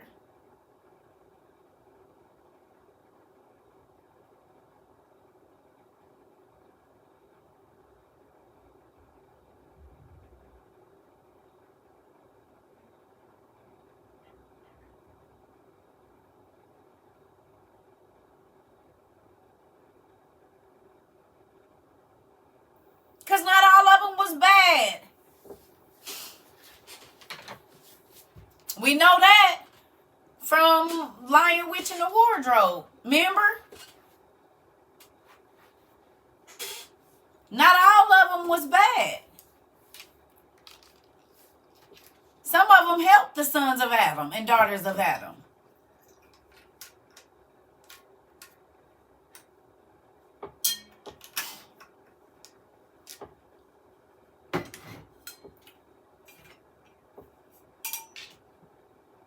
It's been on my mind, y'all. Because how else did they get back here?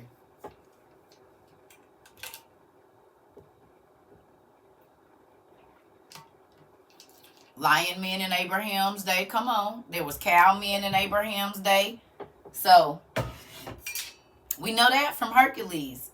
Whatever monsters you heard about Hercules fighting, he married Abraham's granddaughter.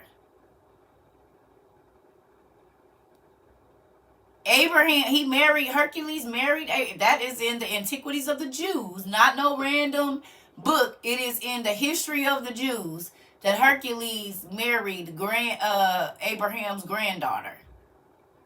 It is in the history of the Jews. Josephus, right over here.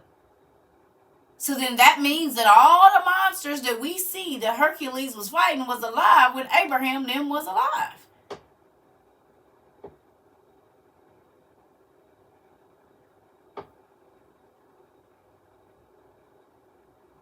Period. That's what it was. Right. So the dragons was alive when Abraham then was alive. And we know that because it was dragon siblings that was fighting against Og during the time of when? The 7-year famine when Joseph was in Egypt.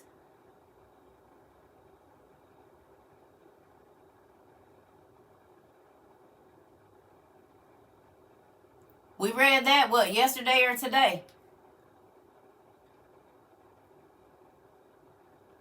Come on. Right, the Marine Kingdom, all of it. So what we've been seeing They've been telling us the truth the whole time. Because if these people mated, and we know they did, because we've been seeing the mermaids show up on the African shores, which is where they were created. That's why when everybody's like, oh, that's not a real mermaid, it's black. The first mermaids were black. Because the angels went into the Canaanite women, and then they started mating with the animals and the fish in the Mediterranean. So yeah, the first mermaids were black, actually. The first centaurs, satyrs, minotaurs, cyclopses, they were all black at first. Because those are the women that they went into, and then they started mixing with the animals. So yeah, they were. Now, as they journeyed up to the colder regions and spread out, did they start to get a little light skin? Yes, they did.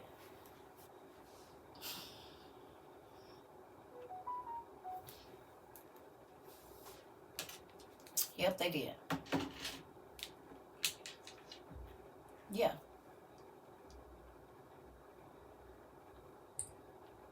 They did.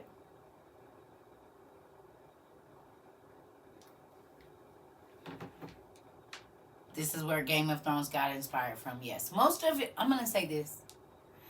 Most of the directors in Hollywood are Jewish, or producers are Jewish. And as you read these books, you're going to see where they get their stories from.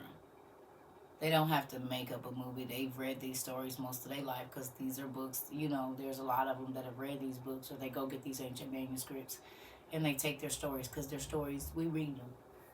Literally. You see? So, here we go.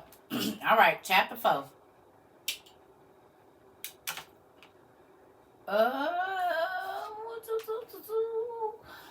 Okay. So now that we know that the idols could walk and talk, so much so that they took other gifts to the idols that didn't move, right? It says, and there were, so when Joseph and Mary was taking Jesus to Egypt, there was an idol to which the other idols and gods of Egypt brought their offerings and vows. So that means the giants and the monsters at the time of Jesus were still around, because they could take things to the other idols. 7. And there was by this idol a priest ministering to it, who, as often, listen to this, y'all, as often as Satan spoke out of that idol, related the things he said to the inhabitants of Egypt and those countries. So Satan was making a statue talk, or Satan was talking through one of the giants. Now, how many times have we seen in the movies where the Egyptian leader gets come over by some spirit, their eyes roll back, and they're in some kind of seance, and they're speaking, and it's a different voice coming through their body, and they know it's the god of whoever? Or the statue's eyes will turn red and roll back, and the statue starts to speak, and it speaks some wisdom, blase, skit, whatever. We see this all the time, where this is where that comes from. And this happened when Jesus was newborn. He was like 40 days old. It's happening right here if you're reading it with us. So it says, and there was by this idol a priest ministering to it, who as often as Satan spoke out of the idol, this is about to happen again, y'all, related the things he said to the inhabitants of Egypt and those countries. This is where they go, the statue is, the idol is going to speak again in Revelations, when this Antichrist do what he do. The priest had a son 3 years old who was possessed with a great let me stand up. I just talked to y'all about this today, and now we reading the rest of it. The Bluetooth device is ready to pair. Let me put my glasses on. The Bluetooth device is connected successfully. Some of y'all kids is literally real hellions. I told y'all today y'all kids can be filled with demons, and I know the difference between a demon crying and your baby crying. And everybody probably thought I was crazy. And here it is right here in the infancy of Jesus Christ, that a 3-year-old was full of demons. Full of demons at 3 years old. Oh, he doesn't know any better. Bullshit.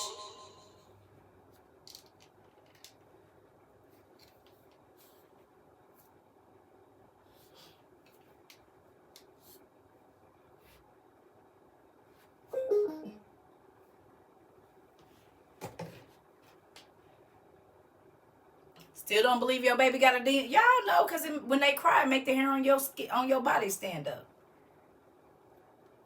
And it don't feel good. You be like, ooh, get up. Y'all done felt it. When they scream, it make the hair on the back of your neck stand up. And it ain't because they in danger.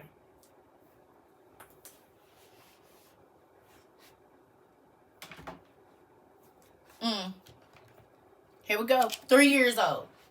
1,075 days old. And he's full of demons already. Whew. All right. The priest had a 3-year-old. The priest had a son 3 years old, who was possessed with a great multitude of devils, who uttered many strange things. What would this be called in today? It's a 3-letter. What's this called right now?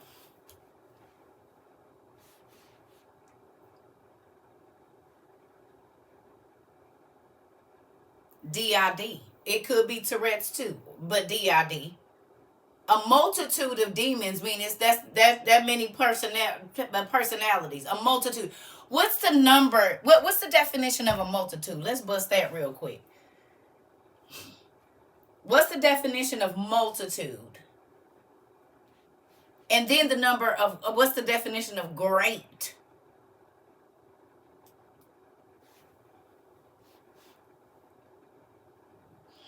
Excuse me. Legion. Innumerable. Many. Well, the word they used it for usually means legion. Okay. High number. A large number. Innumerable. A large number of people. In a little bitty 3-year-old body? So it was countless or innumerable demons jumping to this baby's surface whenever they want to. Okay, what does the word utter mean? Unusual, considerable in a degree of power or intensity. Great. Okay. What does it mean to utter? To speak?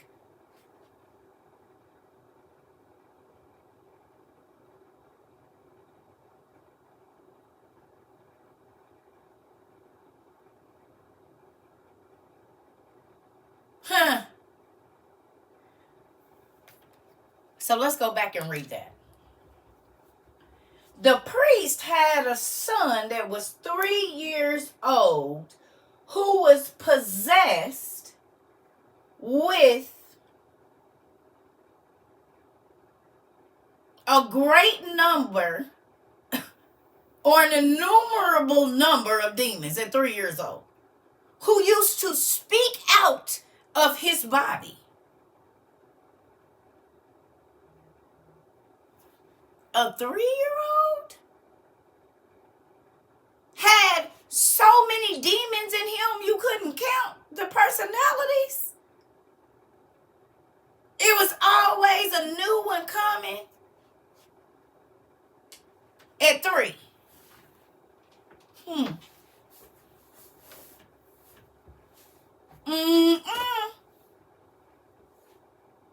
Three. He had so many demons in him you couldn't count, and he was only 3. And they was using his body to speak whenever they got ready, whichever one wanted to come to the surface. Didn't I tell y'all about praying over y'all kids? I told you about putting oil on their hands and their feet, because if you don't have them covered, the devil gonna jump right on in and wait and incubate. Now, do you believe me? And they start early. While y'all don't be wanting to talk to them, it do be monsters in their room, and they be trying to inhabit your kids. And when you reject them and you tell them they a lie when they telling you the truth, they'll let the door open for rejection. Rejection is a way. Sadness, You don't believe me, you leave them crying. They go, oh, it's okay. They get right on in and wait till they 15, 14, 12, and then they be out of control because that demon didn't latched in like a parasite that ain't coming out.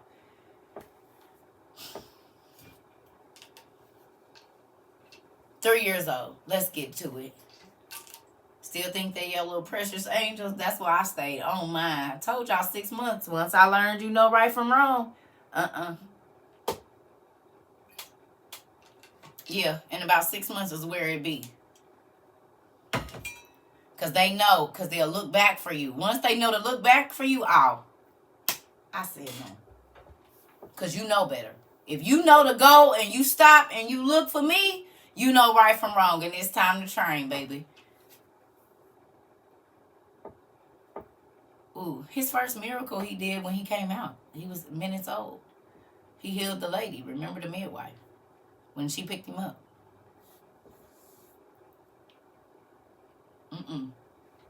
You don't get to inhabit my kid. Moving on. Okay. It says, who uttered many strange things, and when the devil seized him, he walked about naked with his clothes torn, throwing stones at those whom he saw. So at 3 years old, when the demons would get on him, this little baby would rip out of his clothes and then start throwing rocks at people while he was probably cussing and saying all kind of stuff. At 3. A hellion at 3. Okay. Near to that idol was the inn of the city, into which Joseph and Mary were come, and had turned into that inn, and all the inhabitants of the city were astonished. And all of the magistrates and priests of the idols assembled before that idol, and made inquiry there, saying, what means all this consternation and dread which has fallen upon all our country? And the idol answered them, the unknown God is come hither, who is truly God, nor is there anyone besides him, who is worthy of divine worship, for he is truly the Son of God. At the fame of him, now hold on, so the devil had to tell the truth.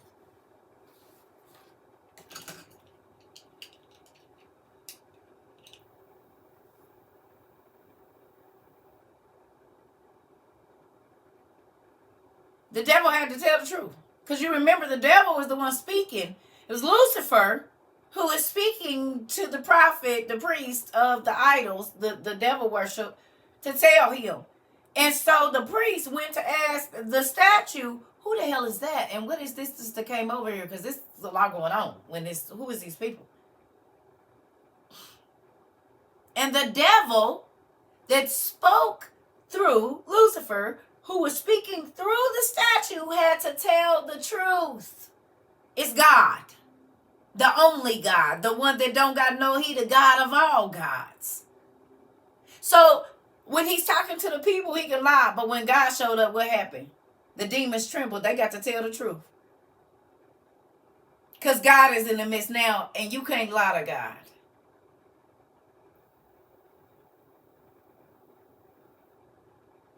Not even the devils can lie in God's face.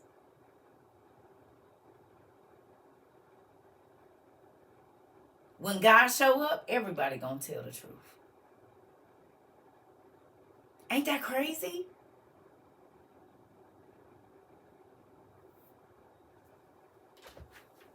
Even Lucifer can't lie to God.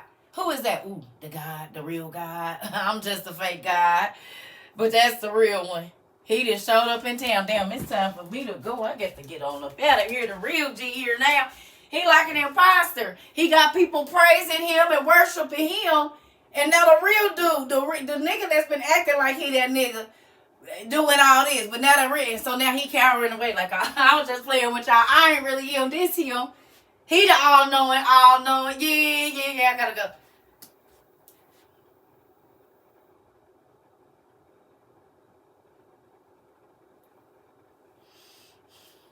Kind of like what happens when fake Christians get around people that got a real relationship. They have to get up and get moving. They They got to get up and get moving. I'm about to go make me some coffee. Real quick. You see? Can I ask you a question? Who's amazed to know that a 3-year-old could be full with that many demons, so many you can't count? And then you wonder why I said, hey, every time you give your baby a behavioral medicine, they get stronger.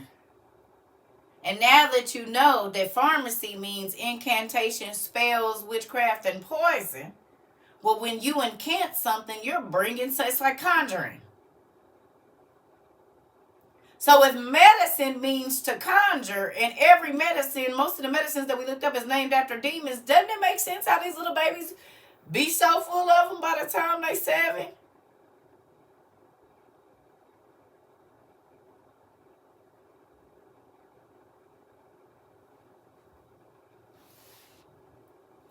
If the medicine, your baby on 7 prescriptions, and the medicine is named after demons, we know this because we've done the research. And the word pharmacy means spell, incantation, or poison. How do a person act when they under a spell? They see things, they hear things that other people don't hear. Oh, like hallucinations, and they say that these ADHD medicine will cause these babies to have paranoia and hallucinations. Or their body parts stop working.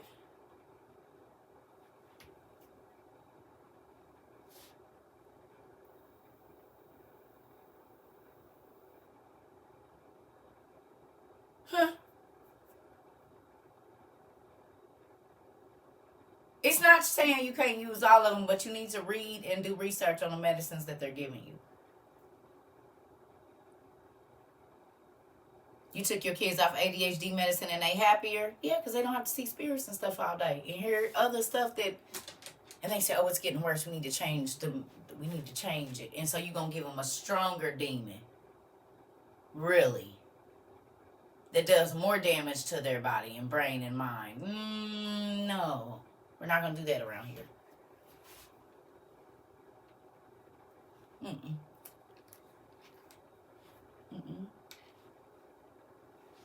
So if pharmacy means spell, incantation, or poison, who are the people that give it to us? Because who giving out spells and incantations and conjuring demons into your children? Who's doing that?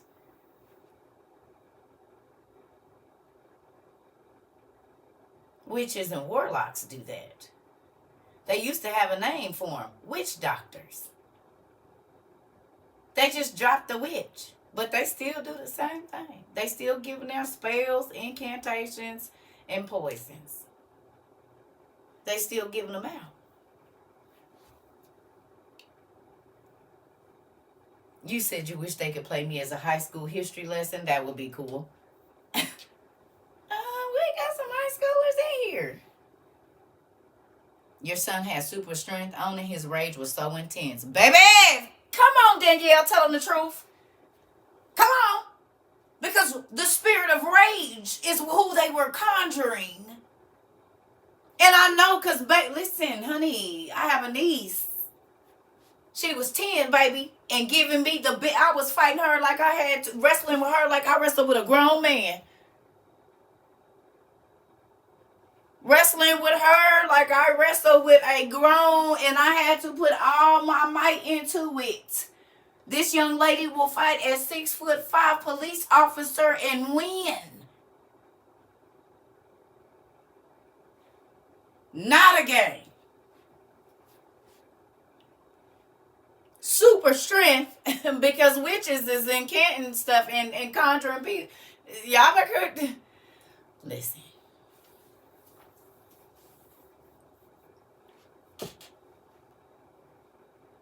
It be demons torturing your babies, and when you don't listen, they start listening to the demons.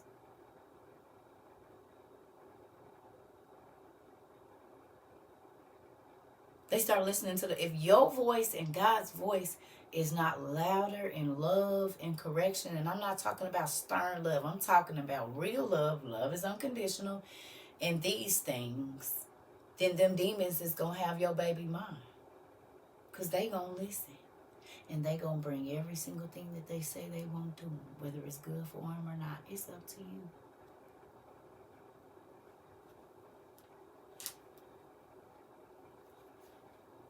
They hid this stuff out of the Bible because then you would know and the devil couldn't run free in your children. Because who owned the hospital? The Catholics. The same people that God called witches and said they desire sorcery. And what do they always need? Freaking organs and blood. It's always a blood drive and see if you a tissue donor for the person. And they be all Catholic charities that own all this. You mean the witches and warlocks? Now that y'all snagging people's organs that y'all not even supposed to be taking every time you go to the hospital, they want liquid and tissue.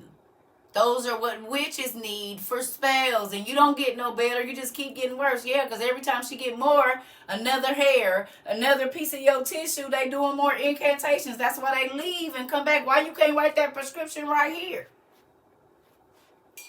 Because you got to go check my blood type and make sure this spell is going to work.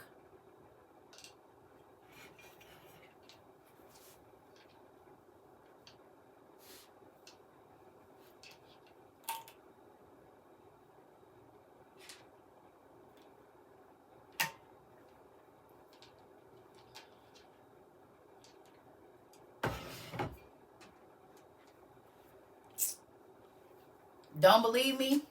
I'll tell you 2 books you need to get. Oh, y'all, I hurt my wrist. Oh, where's the other?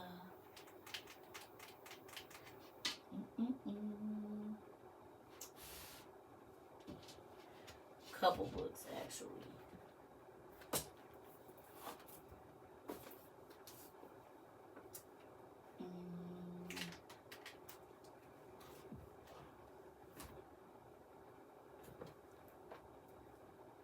Oh, I forgot we had this too, y'all. We got so many books that I don't even be remembering we have. Goodness gracious. And it's one more. Ooh. Okay, we just gonna take these. So,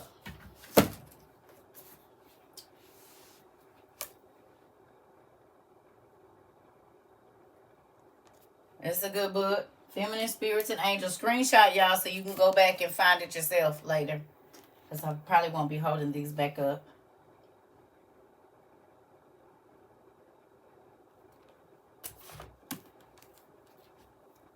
See this? They here and they been here. Because the Bible tell you never know you when you entertain an angel and never say good or bad. It's a good book to get. We haven't really even got to go through here that much. Look how thick this is. Y'all think the only thing is devil and a few demons that they mentioned? No, there's millions of them. The ultimate guide to the magic of fairies, genies, demons, ghosts, gods, and goddesses. Now, people say, oh, that can't be real. Well, here goes somebody else. And they said, no, it's real. Because they was in ancient Babylon and back in the Bible days. Oh, okay.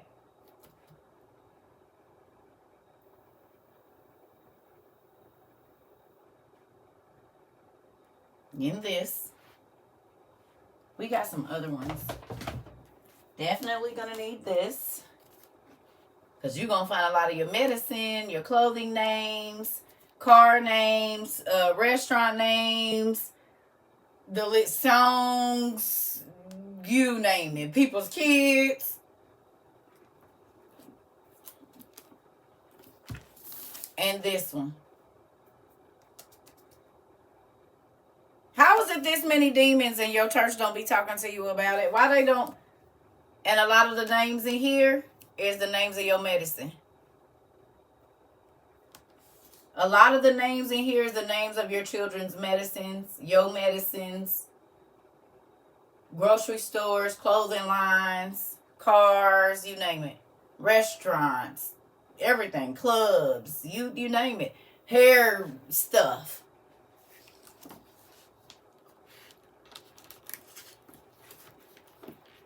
Yep. So you in the church talking about, oh, we ain't reading that. Well, that's how the Bible was snatching. I mean, not the Bible. The Satan is snatching your kids from you, because you don't know what to look for. All you know is, come out, demon, Lucifer, Satan, we bind you. Okay, well, he got homeboys. A third of heaven fell. A third. That means it's a lot more than just that. And the enemy's biggest trick is making people think him and his homeboys don't exist so he can run free. If you don't learn of him, he don't got to be worried about no competition. He just do whatever he want to do.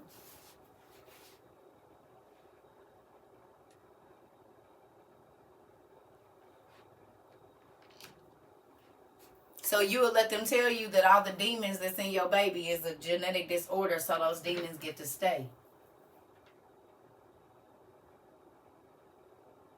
Because the Bible say anything over a single mind is a sick mind. That's bipolar and the like, moving forward.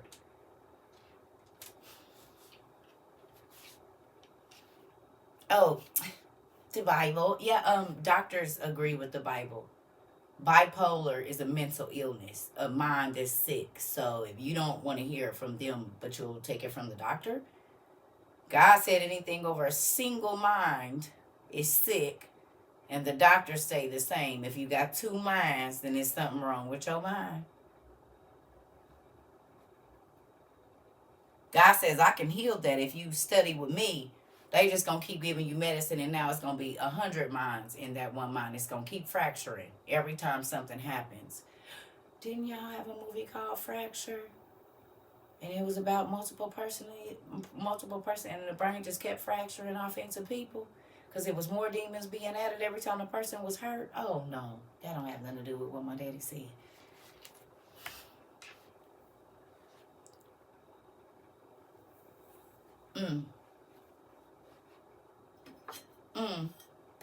I need coffee. Give me a minute. Just think on that, y'all. It's so much bigger than people think. It's so much bigger.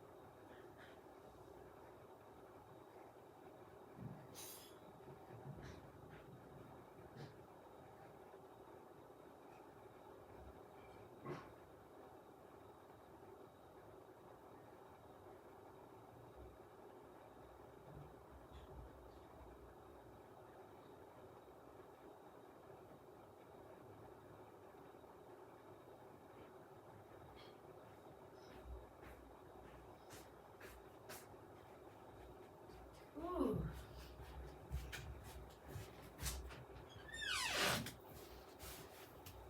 Can y'all believe we've been on here 2 hours?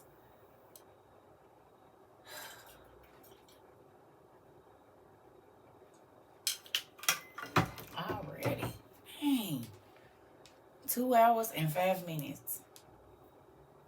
The time be going by. That means we did 7 hours of class already today. We about to knock this out.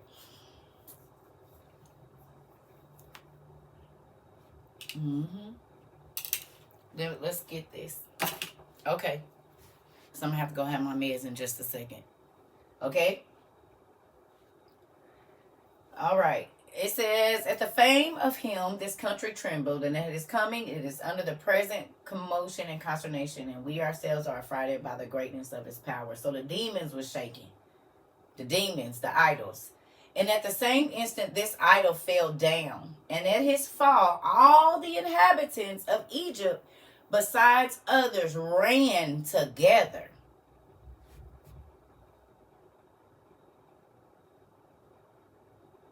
Y'all seen the fallen statues that they can't pick up in Israel? I mean, in Egypt.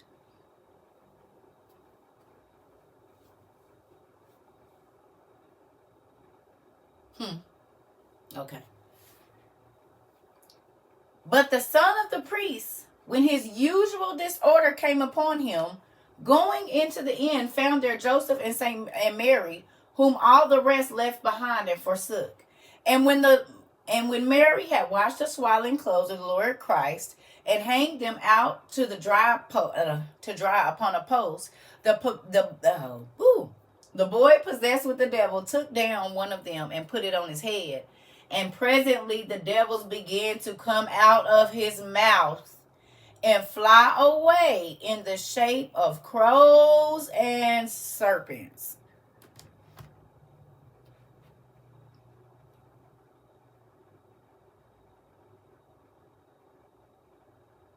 What in the hell would you do if you saw birds and snakes flying out your baby mouth at 3 years old?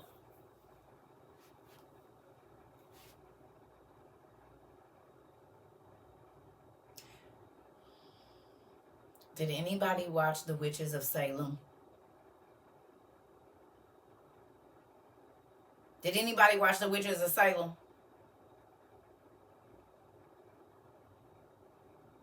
Y'all remember how they kept them people under their control?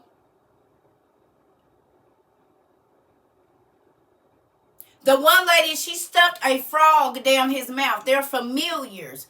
One of them had a rat. They stuffed familiars or did spells to get the familiars into the person's body, snakes and whatever else, shoving them down in people's throat, and it would live in there. It was a demon, though.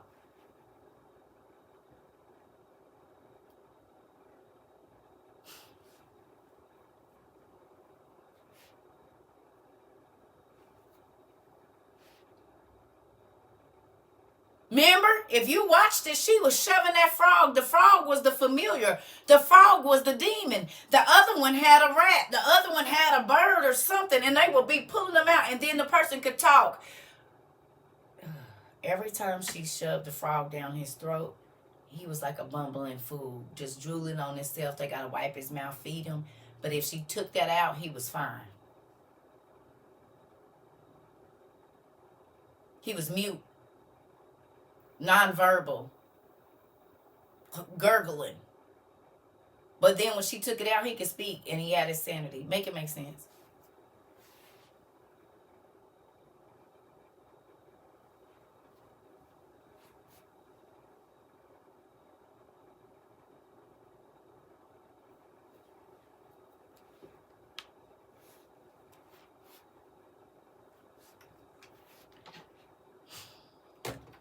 It was a show. The Witches of Salem, or Salem Witches. It was a show.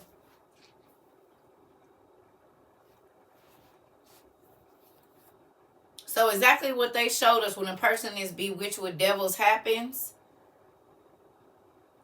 it was happening in Jesus' day too. Who remembers me telling y'all that man told me the story about the snake?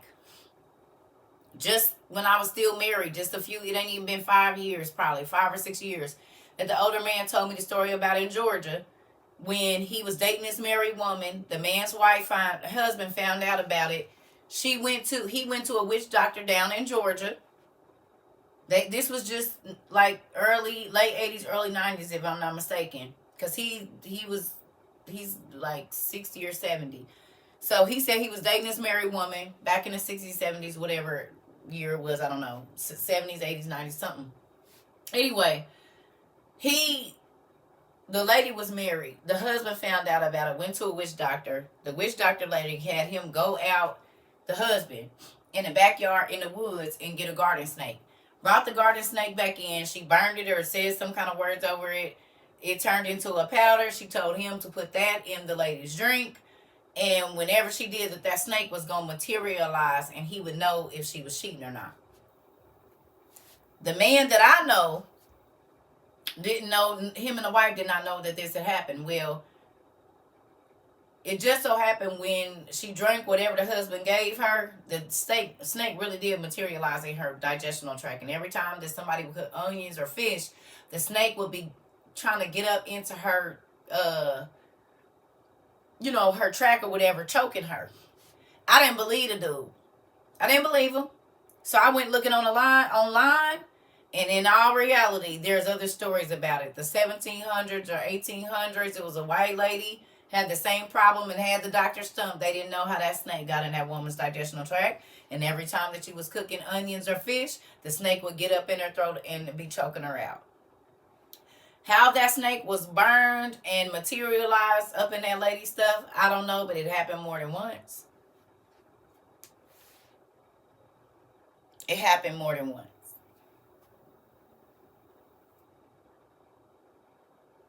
It's real. A frog was in this woman's knees. Ooh, a frog was in her knees. See, I ain't got time to be playing with people that want to do magic. Stay over there. And I believe it. That be them weird stories. It be magic. It be magic. That's why they can't explain it, because it's magic.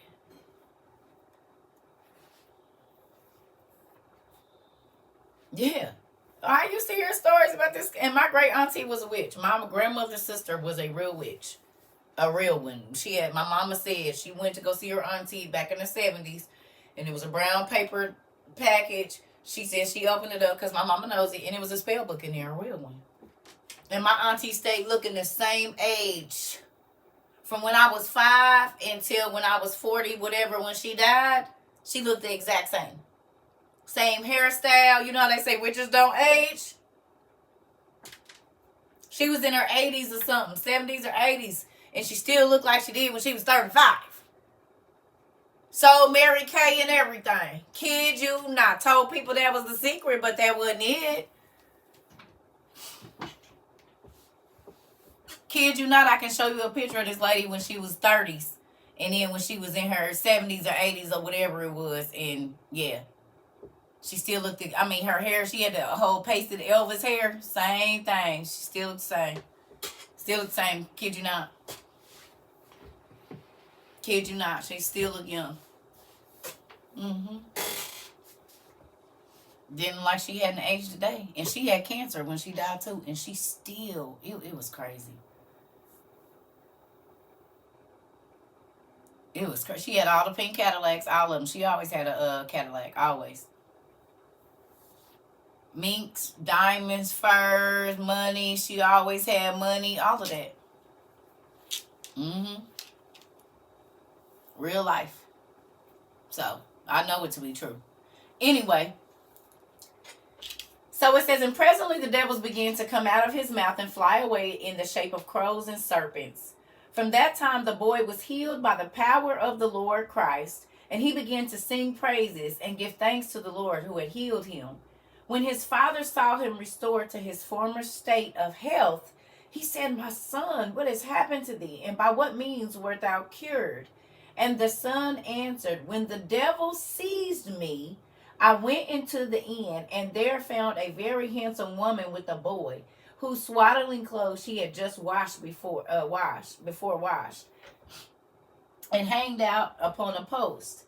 So she hung him up on the line. And one of these I took and put it on my head, and immediately the devils left me and fled away. And at this the father exceedingly rejoiced and said, my son, perhaps this boy is the son of the living God, who made the heavens and the earth. For as soon as he came amongst us, the idol was broken, and all the gods fell down and were destroyed by a great power. Then was fulfilled the prophecy which saith, out of Egypt I have called my son. Y'all ready? You want to keep going? It is one of my favorite stories too, Joy. All right, so it says, now Joseph and Mary, when they heard that the idol was fallen down and destroyed, were seized with fear and trembling, and said, wherever we go, we can't go nowhere without people knowing we here. Now, we were in the land of Israel. Herod intended to kill Jesus. Slew for that purpose of all the infants at Bethlehem and that neighborhood, And there is no doubt but the Egyptians, if they come to hear that this idol is broken and fallen down, will burn us with fire. They went therefore hence to the secret places of robbers, who robbed travelers as they passed by of their carriages and their clothes, and carried them away bound. It sounds like Chicago. These thieves, Auntie said it. Auntie told me this what they be doing in Chicago. This is what they doing right now. That's what she said. And then they told her, Isabel told us they doing it in Cali too at the gas stations. They taking your luggage and stuff. So there ain't nothing changed. You got to pass by the robbers.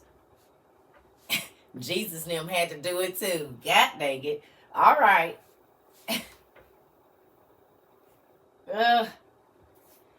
It says, these thieves upon their coming heard a great noise,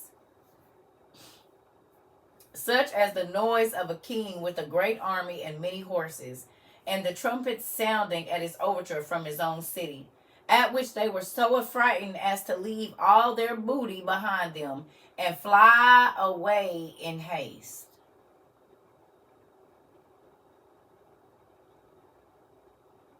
Y'all remember how I keep telling y'all they keep putting that in there? Why didn't they say run? They flew away.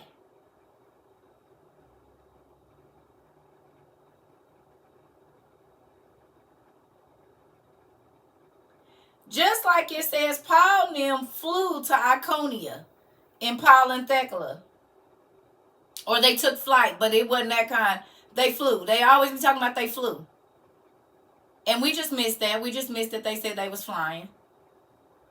But he always say mount up on wings as eagles and soar or whatever. You will mount up on wings as eagles. Oh! Because it was flying people back then, Dad. These guys. These guys was alive around that time. And they had wings. And it was dragons that could fly and other beasts, harpies and whatnot. Right? Mm-hmm. It was. It was. Okay. They are still flying people in Mexico.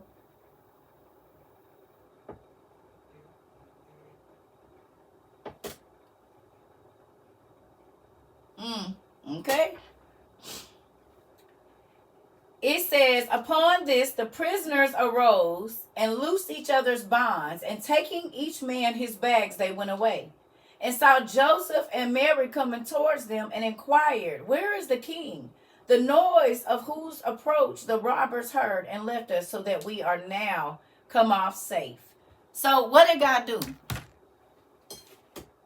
Because we already know that it said that it's angels that surround Jesus like an armed guard of the armed guard of the king. So all God did was let them hear the angels that was riding with them. The men couldn't see them. They heard them, but they couldn't see them. Who knows that we've read about God's bodiless army? That he has innumerable bodiless armies. So it makes sense that they heard all that because Jesus was a baby. So in the spirit, they didn't know that it was probably millions of angels, because the devils, we know Lucifer is running around. His homeboys is running around. He's jumping in and out of the Egyptian leaders trying to kill Jesus. He's possessing the leaders, Herod and them, so that they can kill Jesus. Okay? So, of course, God is going to have the same legions of angels that's going to come with him on a cloud with him when he got here. You just couldn't see him.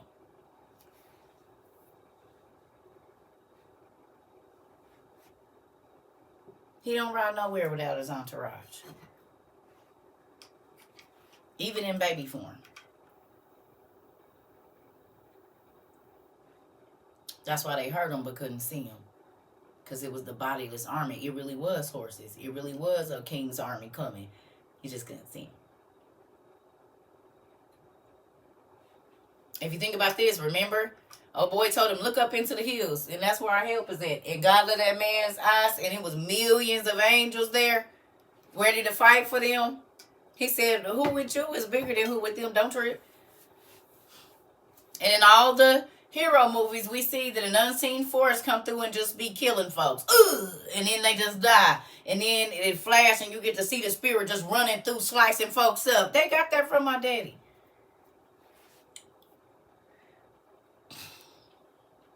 They got it from my daddy. The unseen, unheard, ninja stuff, they got that from my daddy.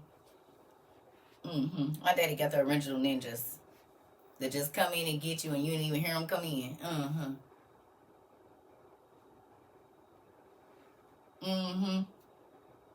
Okay.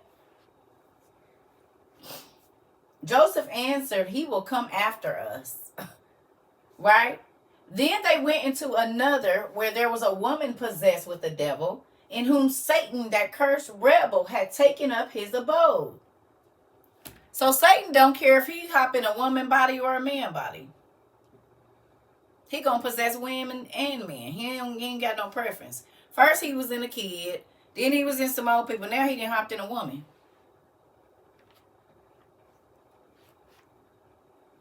Or a dog, whoever, a snake.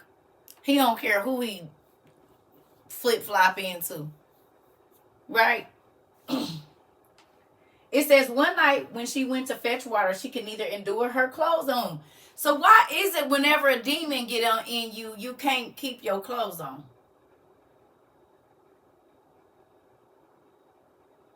Well, first of all, they not used to being covered because they disembodied spirits. But even when people used to do stuff like PCP, they called it butt naked. Because as soon as your eyes roll back in your head, from what I've seen, now you got to get butt naked. So as soon as the demon, hold on now. You done seen the lady on the corner and the man on the corner under the influence, and they talking to you and they doing like this. And they trying to keep their clothes on. And hold on, what is you doing? Put your clothes back on. Asshole neck, excuse me. On the curb like this. Bent over naked. What happened to your clothes? And is. And ass is in the Bible and you got a hole. There you go. Moving on. They be naked with one shoe on. You want to know what's scary about that? All the stars wake up after these parties and they don't know what happens and they're naked and now they have an alter ego of a power that comes into them. Oh.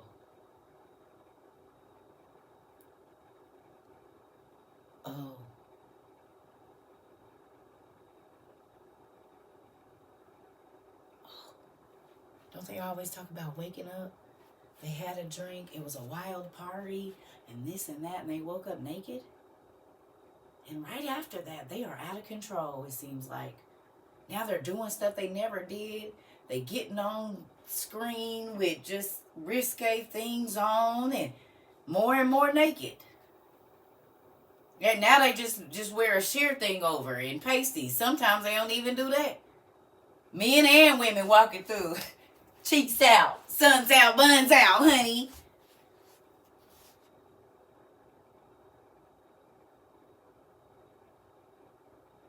We see more ass on TV than we'd have ever seen in real life.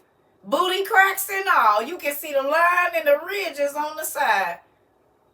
Some people booty holes is not brown, and we know because we can see it. And y'all always showing us. Outside. In the open. On the red carpet and stuff. Some of them a little bumpy. You might want to see a doctor about that.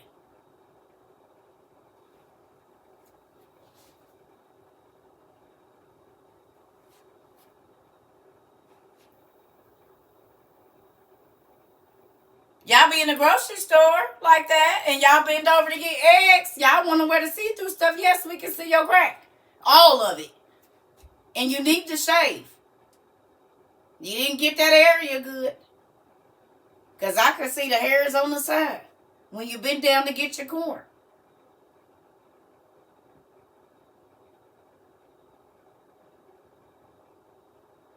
Near over there. That's what I'm going to say. If y'all going to do it, I mean, do it right. Let me quit messing with y'all. For these nieces. The auntie, don't act like we didn't go out like that. Not to the grocery store now. A party is something different, but not to the grocery store. We was too ashamed to go in the grocery store like that, with our nipples out and all of this mess. Because we was worried about our grandma, embarrassing our grandparents and stuff. But now their grandparents is walking in the grocery store like that, so never mind. I ain't worried about embarrassing them because it's dressed like my grandma, my auntie, and me. I'll be right back.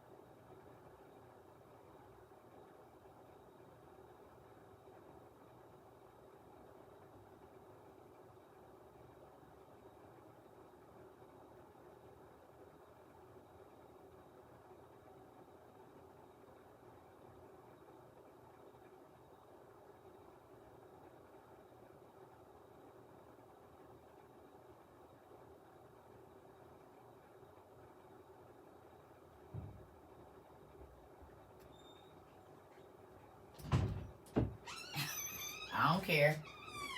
I'm just going to say it now. I do not care. Say what it said. Say what it said.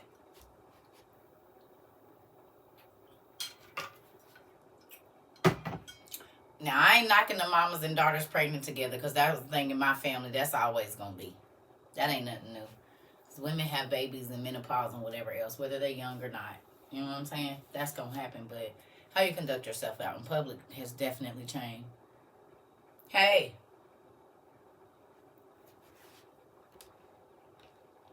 Sun's out, buns out.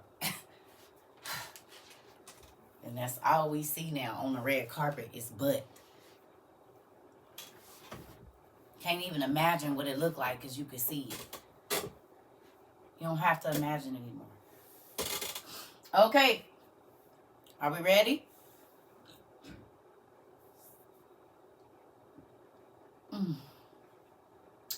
So it says, one night she went out to fetch water. She could neither endure her clothes on nor to be in any house. But as often as they tied her with chains and cords, she brake them and went into the desert places. And sometimes, standing where roads crossed, in the crossroads, in the churchyards, would throw stones at men. So we're seeing a common thread that when demons come, you get to throwing stuff at people. When a demon is in a person, we in the first embassy of Jesus Christ. Chapter 6, I think this is. Okay? You start throwing stuff at people. They keep throwing rocks, tearing their clothes, and got to be naked and can't stay in the house. What happens when you're addicted to drugs a lot of times? How do your clothes look? Where do you sleep?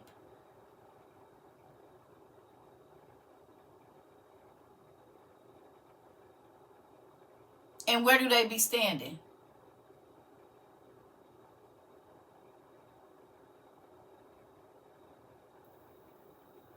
People be trying to lock people in their house. And most time you see them standing at an intersection or in an alleyway, side of the road. And you can look at them and sometimes see the demons on their face.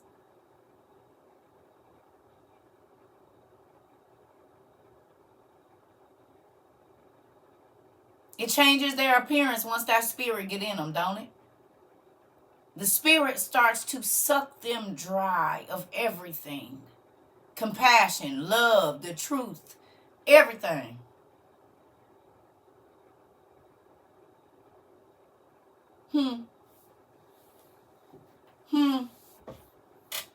Okay.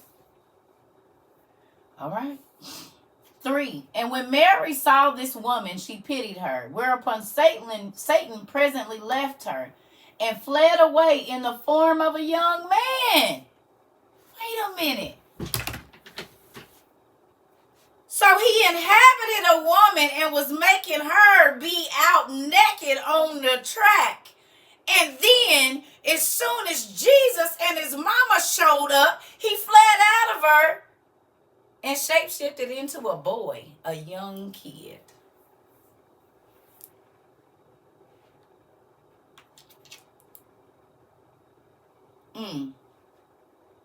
So he went from female to male very quickly. He transitioned from female to male very quickly, instantly. Hey, girl. Because don't make me. We see it on TikTok all the time. And y'all, and the dude, and then they be like, bro, boom. Y'all done seen it. Female to male, real quick. No, it just happened right here.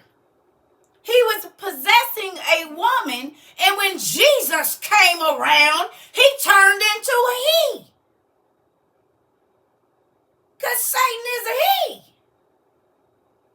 And when God come around, you going to be what you truly are. Never mind, we going to leave that alone. Go ahead, moving on. All right. So the woman was delivered from her torment, but considered herself naked. Now she realized, and she blushed and avoided seeing any man. So when demons is in you, you don't care who see you naked. And then when the demons leave, now you know you shouldn't be naked in front of people.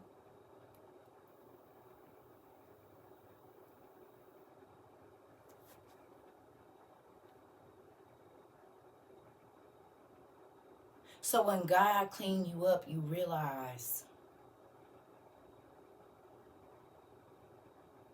my belly is out because I'm at home. And do you not see I have a shirt on? Or are you upset? I hit a nerve. I'm a head buster. It happens. You don't see I'm fully covered except for my stomach. And if I pull my shirt down, I said naked. It's a difference. Don't you wear a bathing suit and a bra? What is you confused about? I'm not naked. I got on whole pants and a shirt. Or can you not see what you confused about? You don't see this shirt, or do you need to put glasses on? You want to be irritated. I stepped on a nerve. It's okay. No, here we ain't going to go because I ain't giving them no time. You weird. I know you got eyes. You got eyes, don't you? People weird. They be mad because I be hitting them in the head. It's okay. I'm used to it. Moving on. So, again, when the devil is in you, you don't care about being naked. But once God come around, all of a sudden, you ready to cover up. You ready, right. They be weird. Poor babies. Okay. Anyway.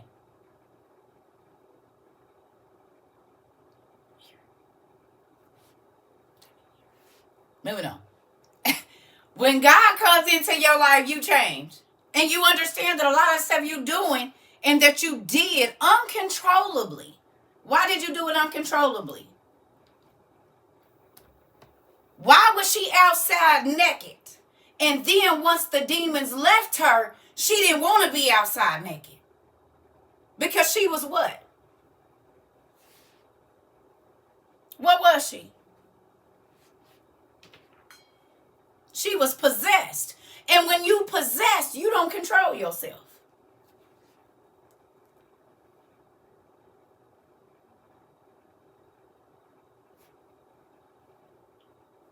You can't tell yourself no. Drug addiction. I don't know why I can't stop, even though I didn't overdose 10 times that I know I'm going to die. Sex addiction. I don't know why I keep sleeping with random people unprotected, even though I know I could get a disease that could kill me and my kids.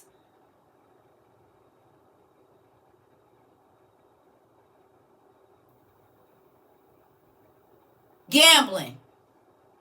I know I'm going to lose everything I'm on, but I can't stop.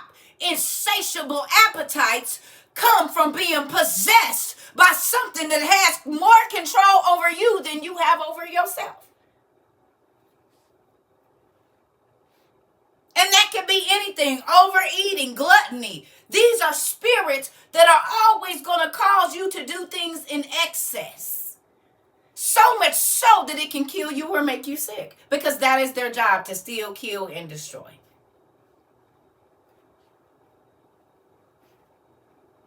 Period.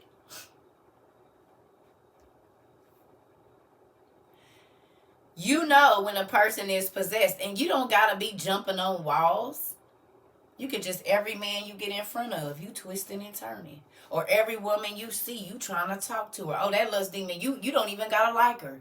It's just the act. Because demons are disembodied spirits. And they want to feel alive again. And it's never going to be enough because it's not their body. They just get to live through you. So they're going to have you do more and more of it because they want it again. They want to feel warm. They want to feel that. They in the cold and the dark. And the only time that they even get a little bit of light is when they use your body to see out of your eyes. Other than that, they in the dark.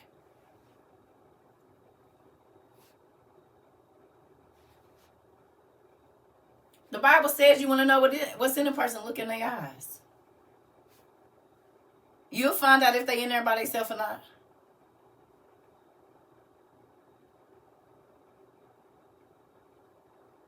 He gave me that look, girl. I already knew what time it was. That lust demon set up and started looking out his eyes and trying to see who his next victim was. They talk about DL men. What they call them, trade. How they know they trade? Because they give them a look. Familiar spirits. It's a look that they give them in their eyes, how they know. I mess around. I know DL people out and ask and say, oh, it's a look they give you. And you already know what it is. Oh, the eyes tell you that they mess around. What do they say about a person with shifty eyes? Don't trust them. So your eyes gonna tell me if you a hoe. Your eyes gonna tell me if you a thief. Your eyes gonna tell me if you gay or but the DL. Your eyes gonna tell me if you a murderer. Your eyes gonna tell.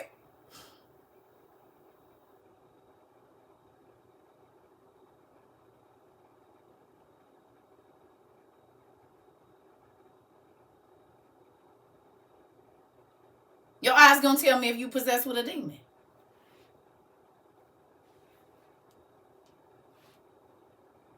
Oh. Oh. Oh.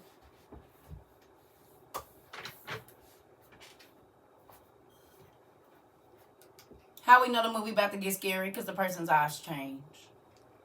How do we know a person's scared? Because we can look at their eyes.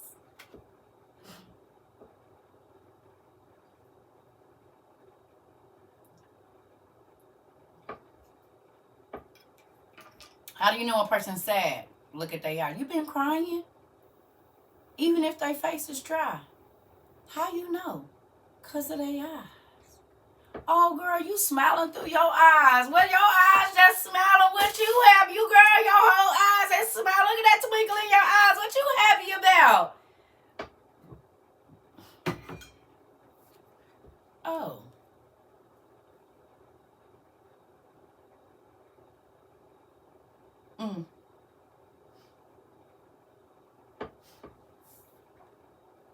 Okay. Whew. So the woman was delivered from her torment, but considered herself naked, and she blushed. What is torment and what is torture? Difference between torment. Where are you tormented at? Torment is of the, and torture is of the what? Torment is of the mind. So her being tortured in her mind, or excuse me, tormented, she had mental illness that caused her to take her clothes off, be naked, and be just outside. She was tormented in her mind. Torture is of the body. What is hearing voices that nobody else can hear? Where would that be torment at?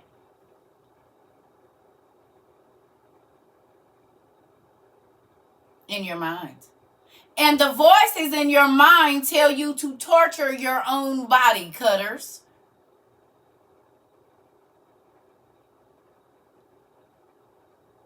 Because demons like blood and flesh.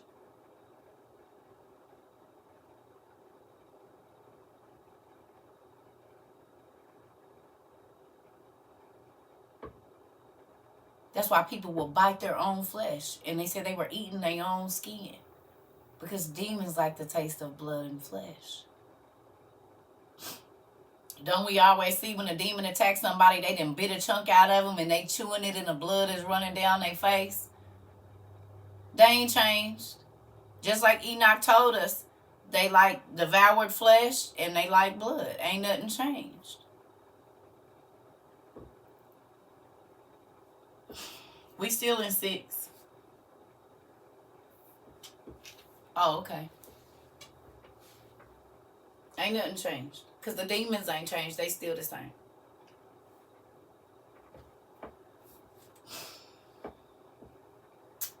It says, and avoid seeing any man, and having put on her clothes, went home and gave an account of her case to her father and relations and her other relatives, who, as they were the best of the city, entertained Mary and Joseph with the greatest respect. The next morning, having received a sufficient supply of provisions for the road, they went from them. And about the evening of the day arrived at another town where a marriage was about to be solemnized. And by the arts of Satan, at the practices of some sorcerers, the bride was become nonverbal, that she could not speak as so much as open her mouth. So Lucifer was going to every city before they got there. And he don't like marriage because marriage is honorable and it's holy. So he went and made the bride and some sorcerers, some magicians, some witch doctors, made the bride right before her wedding day nonverbal so she couldn't speak and say her vows.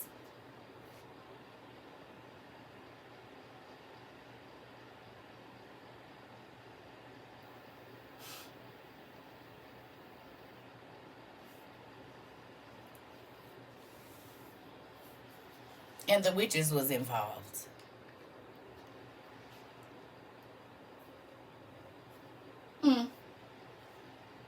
But when this dumb bride or mute bride or nonverbal bride saw Mary entering into the town and carrying the Lord Christ in her arms, she stretched out her hands to the Lord Christ and took him in her arms and closely hugging him, very often kissed him, continually moving him and pressing him to her body. Straightway the string of her tongue was loosed and her ears were opened, and she began to sing praises to God who had restored her. So she picked Jesus up, and her tongue was loosed, and she could hear again. And so she was able to go and say her vows with her husband.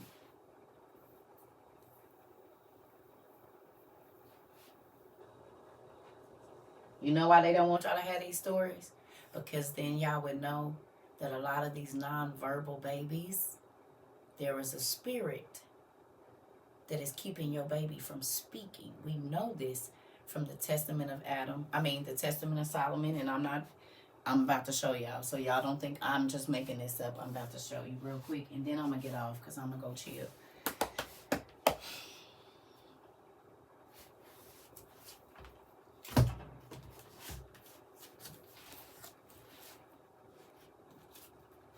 Book 1 of the Old Testament Pseudepigrapha.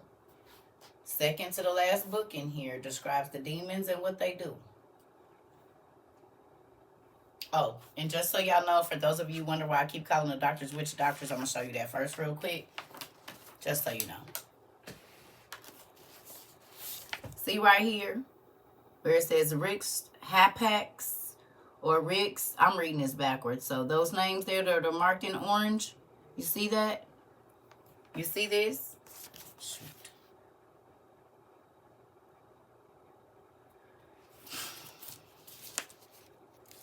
I have the book Demonology. See this? This is where the book Demonology came from, Solomon. See this? The 21st said, I am Rix, R-H-Y-X. There go your R-X. The doctors now just take out the H-Y. So there's your R-X. I produce croup in infants. Here's another demon, Rix. I inflict heart pain. I cause kidneys to suffer pain. I cause the ribs to suffer pain. Rix anorexia, that's ice and gas and burning into the bowels. That's irritable bowel syndrome. I make off with the minds and alter hearts. That would be mental illness. This demon, Rix unatha. This one, I cause men to suffer from diarrhea and hemorrhoids. Oh. This one, I unleash insomnia problems they keep giving y'all pills for. I unleash hysteria and cause pains in the bladder. I bring on long-term illnesses. Another one says, basically, he causes people to choke on bones. This one detaches tendons and ligaments. This one causes sore throats and tonsillitis. This one causes an evil eye, grudges, and so forth and so on. Right? But let's go back over here.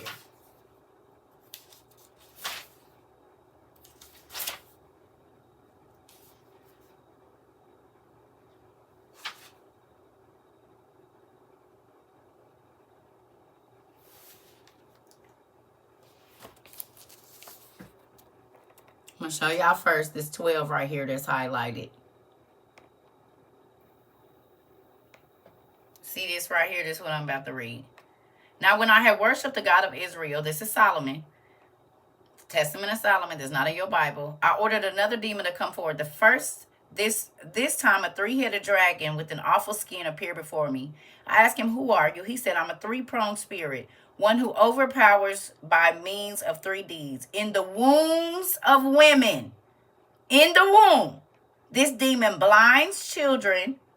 He also turns their ears around backward and make them dumb and deaf, which means nonverbal and deaf.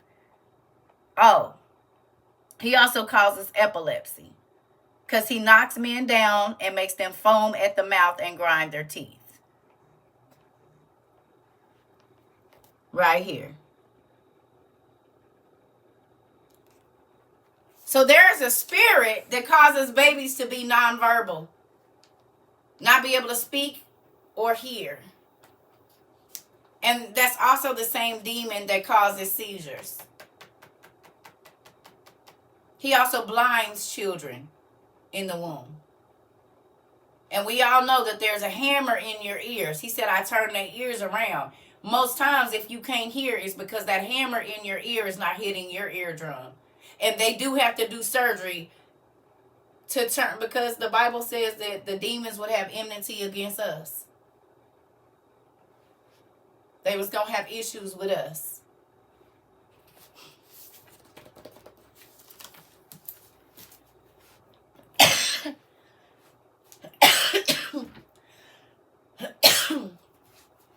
So,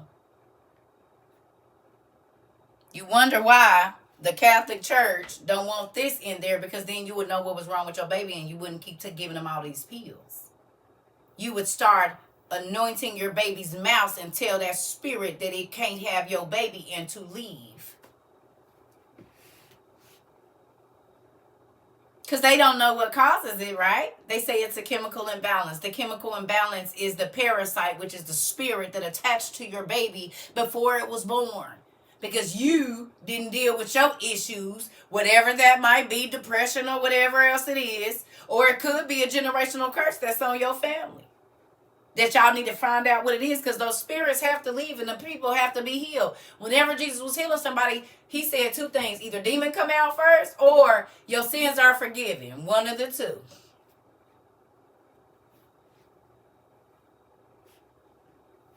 The demon had to get called out and the sickness went away. Go look for yourself. Or he told them the only reason that demon get to stay and you got to stay sick is because you won't forgive. So your sins be forgiven you and now the demon can't stay there and now your sickness is gone. One of the two. Either you need to forgive or the demon is there unfairly and it had to leave. So you either keeping it there or it's there and it's snuck in and it ain't supposed to be there. One of the two. But other than that, there it is. Demons cause sickness, period. It's biblical. And then even if you go to the witches, they talk about spiritual sickness too. That they can bring a sickness on a person, plagues and whatnot. So yeah, demons cause sickness and they do their bidding for them. Demons.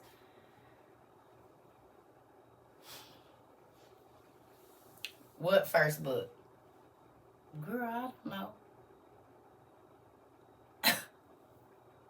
We done held up 1,000 books. You have to just go watch it on the thing. I don't know. Yep, but I'm about to go play my game and chill out for a minute. I love y'all. Newbies, we got all these school class things over here on YouTube, CERCA TROVA 22. If you enjoyed this class and you want more, it's over 700 on YouTube under the live video. You can go check them out and flip through, find the ones you want, take notes, do whatever you're going to do for the rewatch. So, I love y'all. Hopefully this helps somebody. You struggle with some stuff and it just seems that it won't go away. Sometimes it's a spiritual sickness. It's a sin sickness. In real life.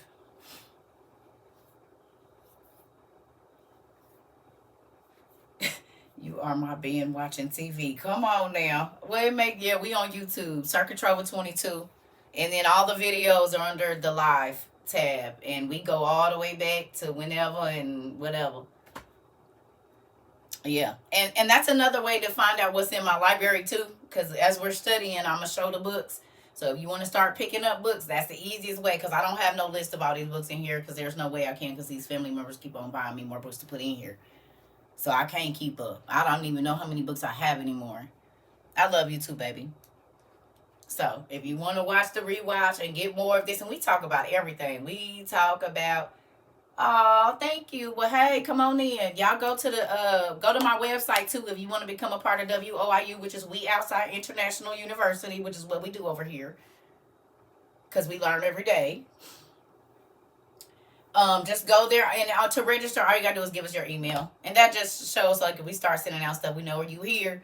But please come back and feel free to watch and learn and buy books, download books and learn. Boy, it's good over here, I promise. And we have a good time, honey. We do. We have a good time. We don't do all that church stuff, the attitude and the who are you and we don't do all that. We just learn.